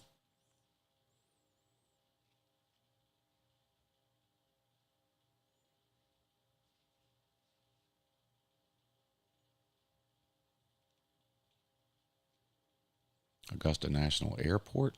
Augusta National doesn't have its own airport. Not yet. They might one day. There is a private airfield in Augusta, and that's where a lot of the corporate jets or like super rich people, that's a lot of them fly into that private airfield during Masters Week. Daniel Field is the name of that airport. The big airport in town is called Bushfield. It's a regional, I say big airport. It's not big at all. Bushfield. From Augusta, you can only fly direct to 4 places. Dallas, Texas, Atlanta, Georgia, Charlotte, North Carolina, and Washington, D.C. Those are the only 4 places you can fly direct from Augusta. During Masters Week, that's not the case. So there's like a 3-week period. So like the week before Masters Week, and the week after Masters Week, all of the airlines add flights into and out of Augusta. So you can get direct flights from Augusta to Chicago, Augusta to Tampa, whatever, for Masters Week. But those aren't, under normal circumstances, Augusta only flies direct to those 4 places that I named. So if you want to go anywhere else and fly out of Augusta, you're going to have to connect through one of those 4 places: Dallas, Atlanta, Charlotte, or Washington, D.C.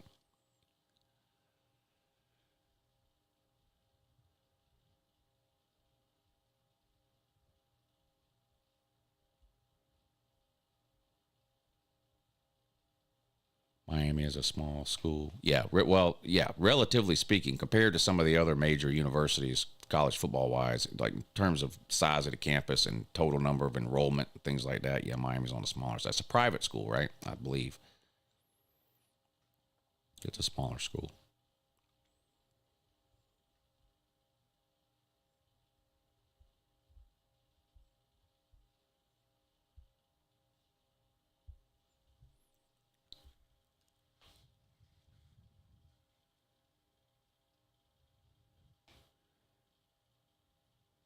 You can use my place as a base if flying out of Atlanta. I'm never flying out of Atlanta, ever.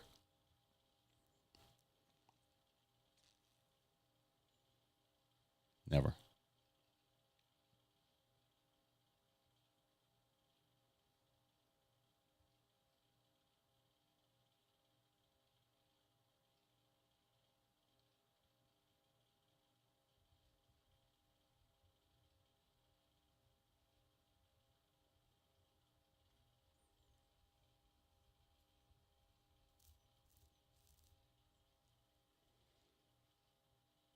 TSA at Atlanta is so fun. No.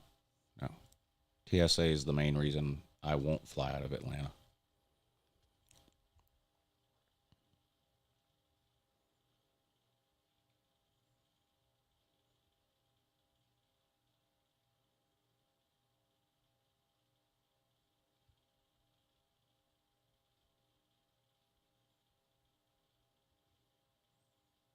Are you going to visit Ground Zero while you're at New York? Yeah, I've been several times, but the lady and her kids have never been. So, yeah, that is on the list. I think anybody that goes to New York should go there. If you've never been to New York and you go for the first time, you should definitely go there. I've been going there since it was still a hole in the ground. The first time I went to New York, I think, was in 2005. 2004 or 2005, somewhere around there. It's the first time I went to New York City. And there was nothing. They were still cleaning. It was just a hole in the ground, even then. Now they have, of course, a new building is built there, the Freedom Tower. They've got there's a 9/11 museum. There's the Infinity Fountain. I don't know what they call it. There's a giant, I hate to say wishing well because it sounds. There's a water thing. He's got everybody's name that died on 9/11 is there or whatever. There's a lot to see and do there.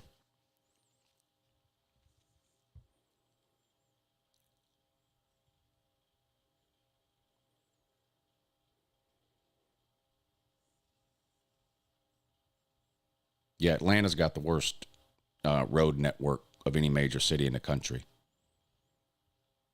I've driven in Atlanta and I've driven in New York City. I would much rather drive in New York City than in Atlanta.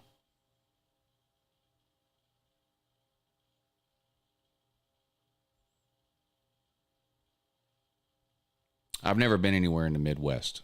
Michigan, is that the Midwest? I don't know. I've been to Michigan, but the most northern Michigan you can get.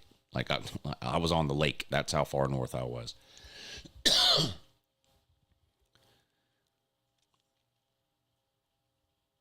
I've never been anywhere really in the Midwest.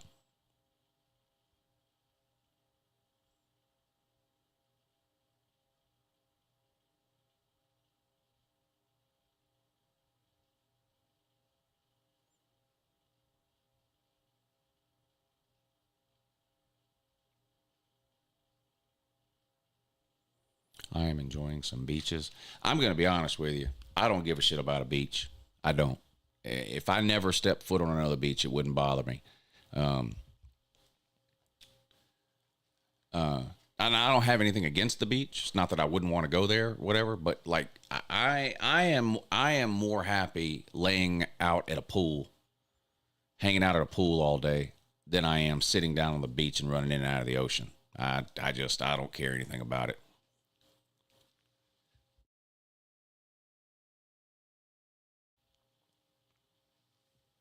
When I go to the beach, I won't stay anywhere other than on the beach, hotel on the beach.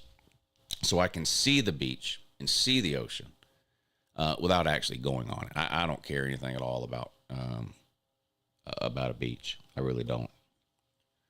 I'm just as happy to sit by a pool all day long.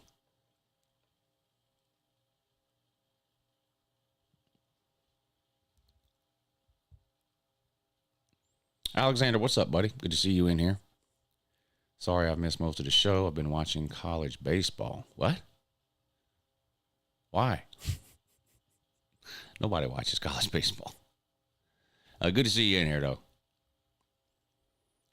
No, never been to the Grand Canyon. No. I would like to go. If I keep going to Vegas, eventually I'll do it. There's all types of trips and excursions you can do from Vegas to the Grand Canyon. I need to probably check that off my list.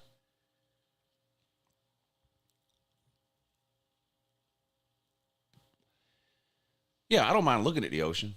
I mean, when I say I don't care about going to the beach, I guess what I mean is I don't care about being on the beach. I do enjoy seeing the beach and seeing the ocean and staying at a hotel or something right on the beach that has a balcony. I do enjoy that. Or a lot of the hotels on the beach, the way the pool area is set up, like, you know, you can see the beach and the ocean from the pool. I do enjoy that. But, you know, like when I was a kid, my parents would take us to the beach and we'd take the tent and all the chairs and 2 coolers and we'd pack all the shit up in the hotel room and tote it all down to the beach and sit on the beach for 8 hours and eat sandwiches out of a cooler. And that is what I just don't have any interest in at all anymore. I would rather just be staying at a hotel on the beach that has a nice pool where I can see the beach from there and just hang out at the pool all day.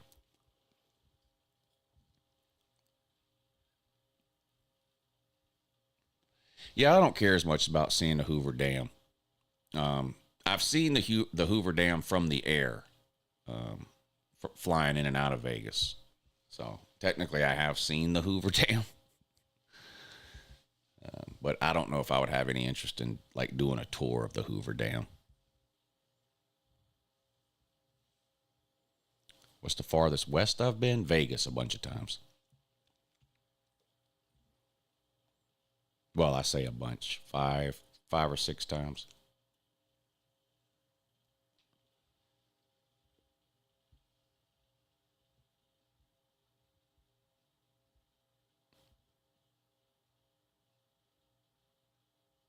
Texas goes 11-1, 7-1 in conference, wins the SEC championship. They're the favorite. No, never seen the Grand Canyon. Flying from Augusta to Vegas, you don't fly over the Grand Canyon. I maybe there are some places you fly from that flies over the Grand Canyon to get to Vegas. I don't know, but there would be no opportunity to see the Grand Canyon in any flight I take to Vegas. So I would have to, do one of the Grand Canyon tours or something while I was in Vegas. They have helicopter tours you can do. They have bus tours. They put you on a bus, drive you out there, walk around, get on the bus, back to Vegas, all that. But I've never done any of that. Are you staying at the Flamingo? When? In July? No. In July, I'm staying half the time at Mandalay Bay and the other half at Planet Hollywood.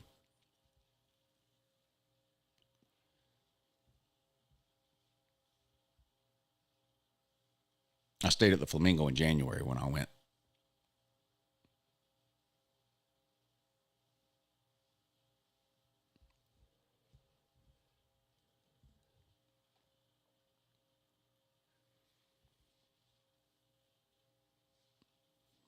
I don't have any interest in Alaska. I don't like the cold. Good evening in that, says Joshua. Good to see you in here, buddy. Just stopping in. Was wondering what your thoughts are on my Irish. I think it'll be good again. Probably going to make the playoffs. First half of the schedule is, if they get through the first half of the schedule, it's clear sailing in November. They do have some tough games. Southern Cal, Texas A&M, Boise State.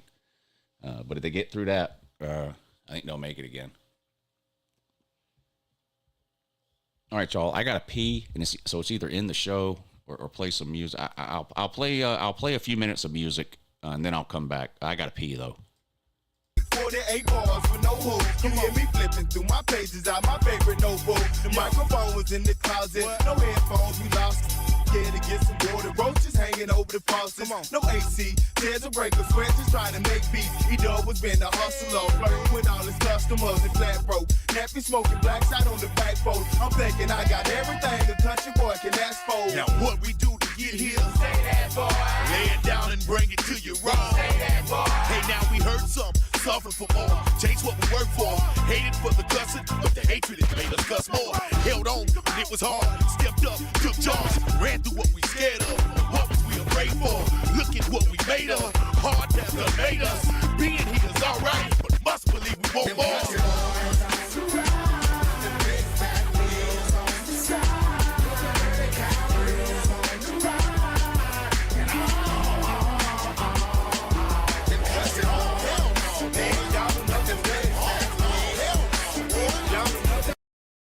All right, sorry. All right, we'll stay on for a little while longer. What time is it? We'll stay on till 12. Trick load again. Thank y'all for the super chats, by the way, Josh, Alexander, Justin, everybody earlier too. Appreciate that. Baylor makes the Big 12 championship. Yeah, that's scalding hot. Scalding hot take there.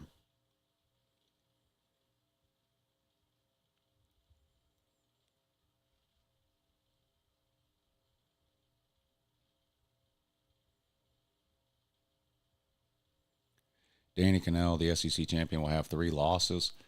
It's unlikely, but that is possible. That is possible, but I mean, I don't think that's a crazy take. I mean, last year the SEC champion had 2 losses, so you're only 1 loss away there.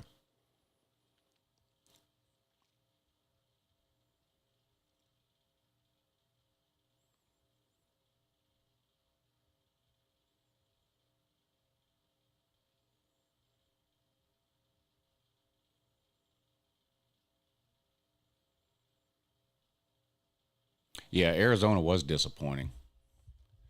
They had a good quarterback wide receiver combo, but not much outside of that.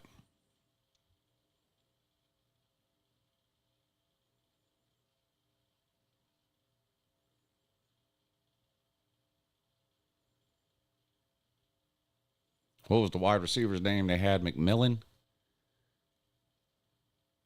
And then the quarterback had an unpronounceable name.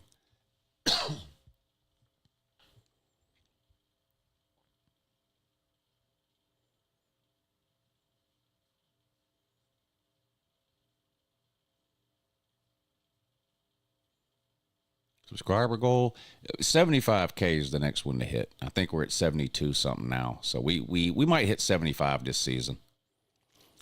College football channels obviously grow more during the college football season than they do in the off season, so it's possible we could hit 75K this year.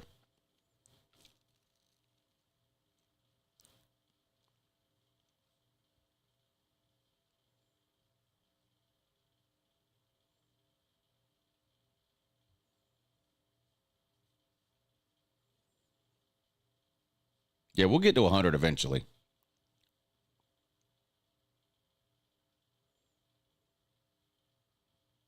Subs hit 75K, do a 24-hour stream. I don't know about that. I tried a 24-hour stream one time. I don't know if I'm built for that.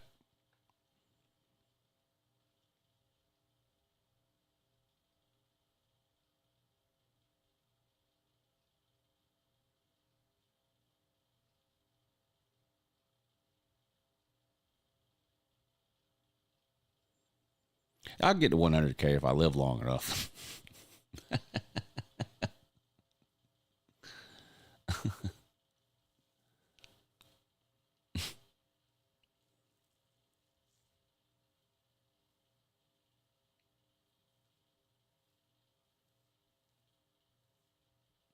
You think Georgia can beat Tennessee with their new quarterback? Yeah. Yeah. I wouldn't guarantee it. I don't know, but yeah, man. I think Georgia can beat Tennessee. James Cooper, what's up, buddy? I'm a Michigan fan, but what program has done in terms of cheating and violations is shameful, and they deserve to be punished a huge amount. Can't stand how they operate. Yeah, I mean, you say huge amount. I don't really know what punishments the NCAA can either hand down anymore besides big fines and, you know, giving slapping coaches with a show cause order. But I think everybody on that staff should have been given a 5-year show cause order, including Sharon Moore. Which under the radar team do you think could make some noise? Georgia Tech, Texas Tech, Washington.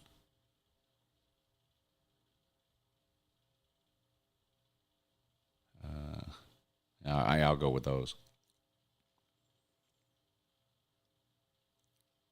Virginia, I'm off any and all trains involving Virginia and Virginia Tech until proven otherwise. I tried the Virginia Tech thing last year. I'm not doing it anymore. I'm off of it. I'm off of both of those trains until proven wrong. I'm done with the Virginia teams.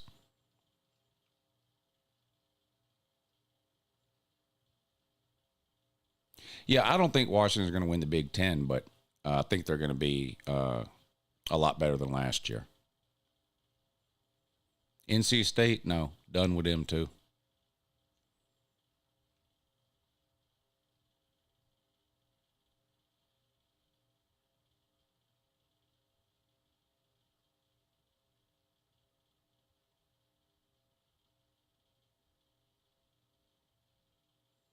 Louisville will somehow be 9-3 or 10-2. Louisville's a good team. They're coached well. They got another good quarterback in there. No one ever talks about Louisville, but I mean, they're in the once you get past Clemson, who's the obvious favorite. That doesn't mean they'll win the ACC, but they're the clear favorite right now. Betting odds, everything else. Once you get past Clemson, you're left with Miami, Louisville, SMU, Georgia Tech, one of those teams.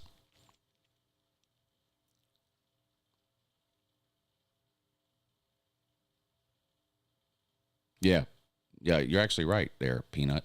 You're right for a change. Louisville is slept on. I'm guilty of it too. So I'm not even like, oh, I can't believe people are sleeping on Louisville. I do it too. I do it too. I don't know if it's because there's not a ton of Louisville fans around, so you're not, you don't spend a lot of time fielding questions about Louisville or talking about Louisville because there just doesn't seem to be a ton of Louisville fans on the internet. I don't know what it is, but I'm guilty of it too. I overlook them.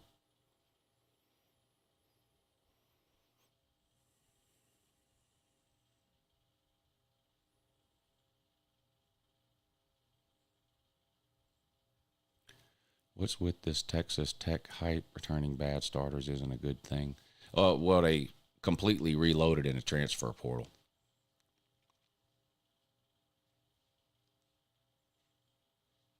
I don't know if you noticed that or not. Is Tennessee an 8-win team this year? I'd be surprised if they won less than that. I think Tennessee, and now maybe I'm wrong, I think Tennessee is at the point where their down years are 8-win seasons.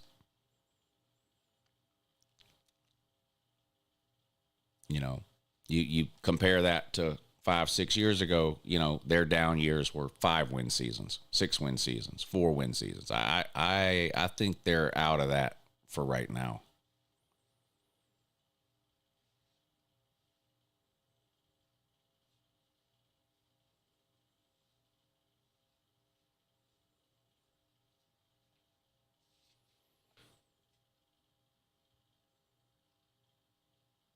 Now, I don't think they're a national title team either. So I think Tennessee is in the 8 to 10 win range right now, and that means they're going to get into the playoffs sometimes. I don't see them winning the national title anytime in the next few years, but they seem like an 8. You kind of break teams down. Like Tennessee seems to me to be like an 8 to 10 win team. I'm talking regular season, by the way. They seem 8 to 10. Georgia 10 to 12. Ohio State 10 to 12, Oregon 10 to 12, Penn State 10 to 12. You row under that, South Carolina under Billy Napier, 7-9. Lane Kiffin, 7-9. You kind of break it down that way,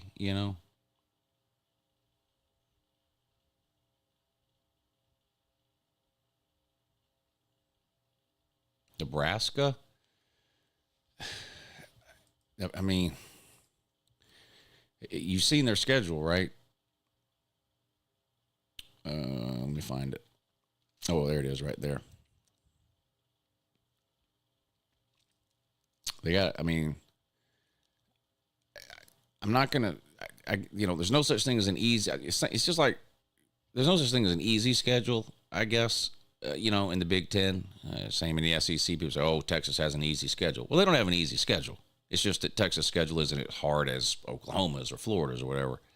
But this is a favorable schedule here for Nebraska. Oops, wait a minute. That's last year.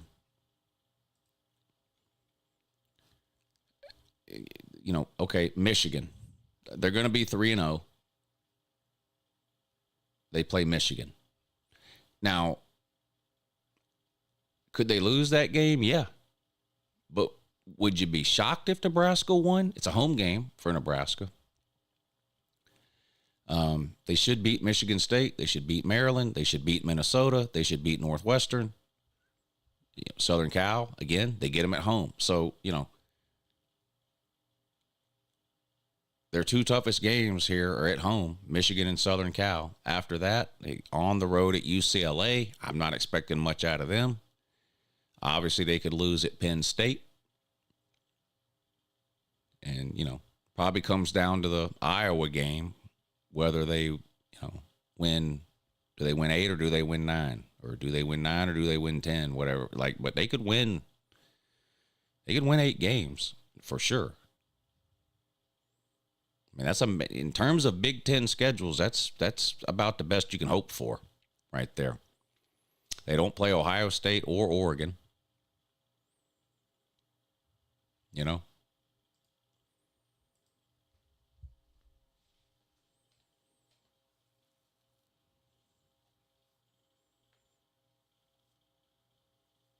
Does a 2-loss Nebraska make the playoffs? Yes. Any 2-loss team from the SEC or the Big Ten is getting in. Unless there's just too many 2-loss teams, but I don't expect that to be the case. Michigan State will have a decent season. No, I disagree. I disagree. Who needs a good season more, Hugh Freeze or Kalen DeBoer? Hugh Freeze. He's in year 3. DeBoer's only in year 2, and DeBoer hasn't had any bad seasons. Hugh Freeze has. I mean, I know 9-3 sounds bad compared to where Alabama's been the last 3 years or 15 years, but 9-3 is better than any season Hugh Freeze has had. So Hugh Freeze needs it more.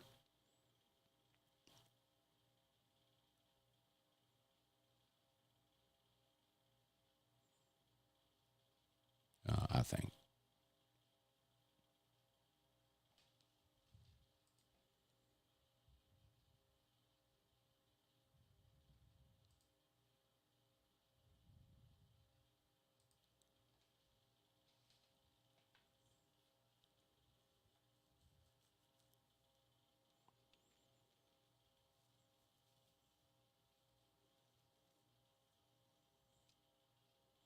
Gamecocks will win it all. No, they won't.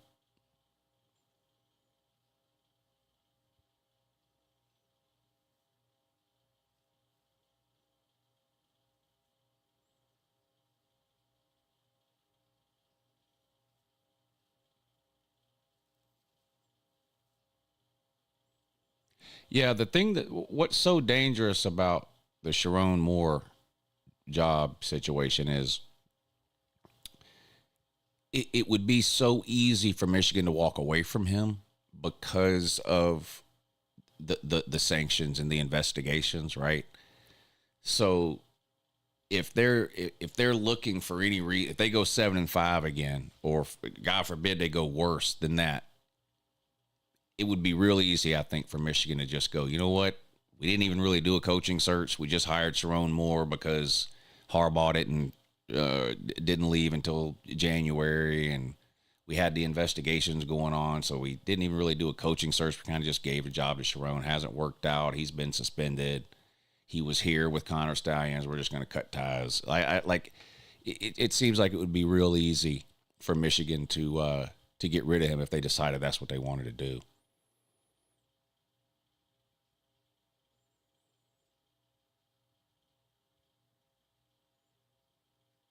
Now, Michigan State's terrible.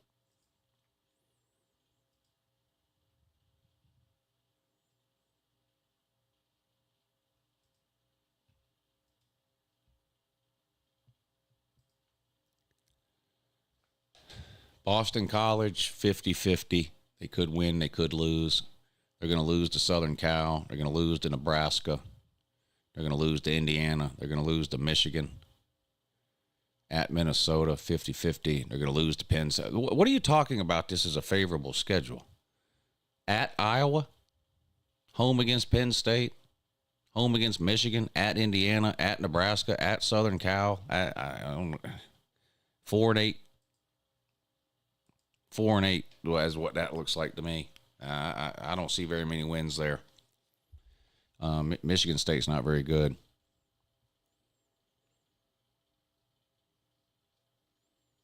Underwood might leave Michigan. I haven't heard anything like that.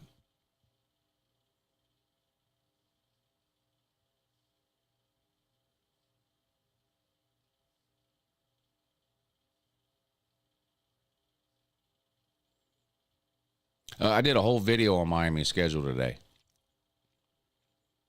Yeah, I talked about Miami's schedule for like 10 or 15 minutes in a video today. You can click back and watch it.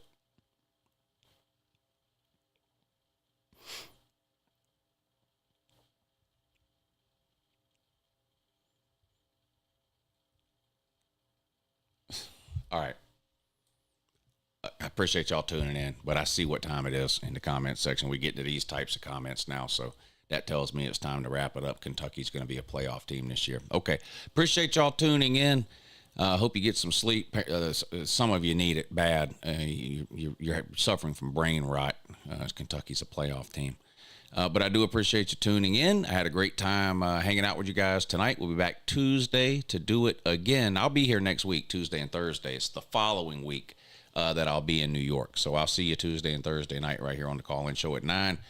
Check out the Patreon page. The prediction videos start next week. You can let me know over on the Patreon page what team you want me to do the prediction videos for.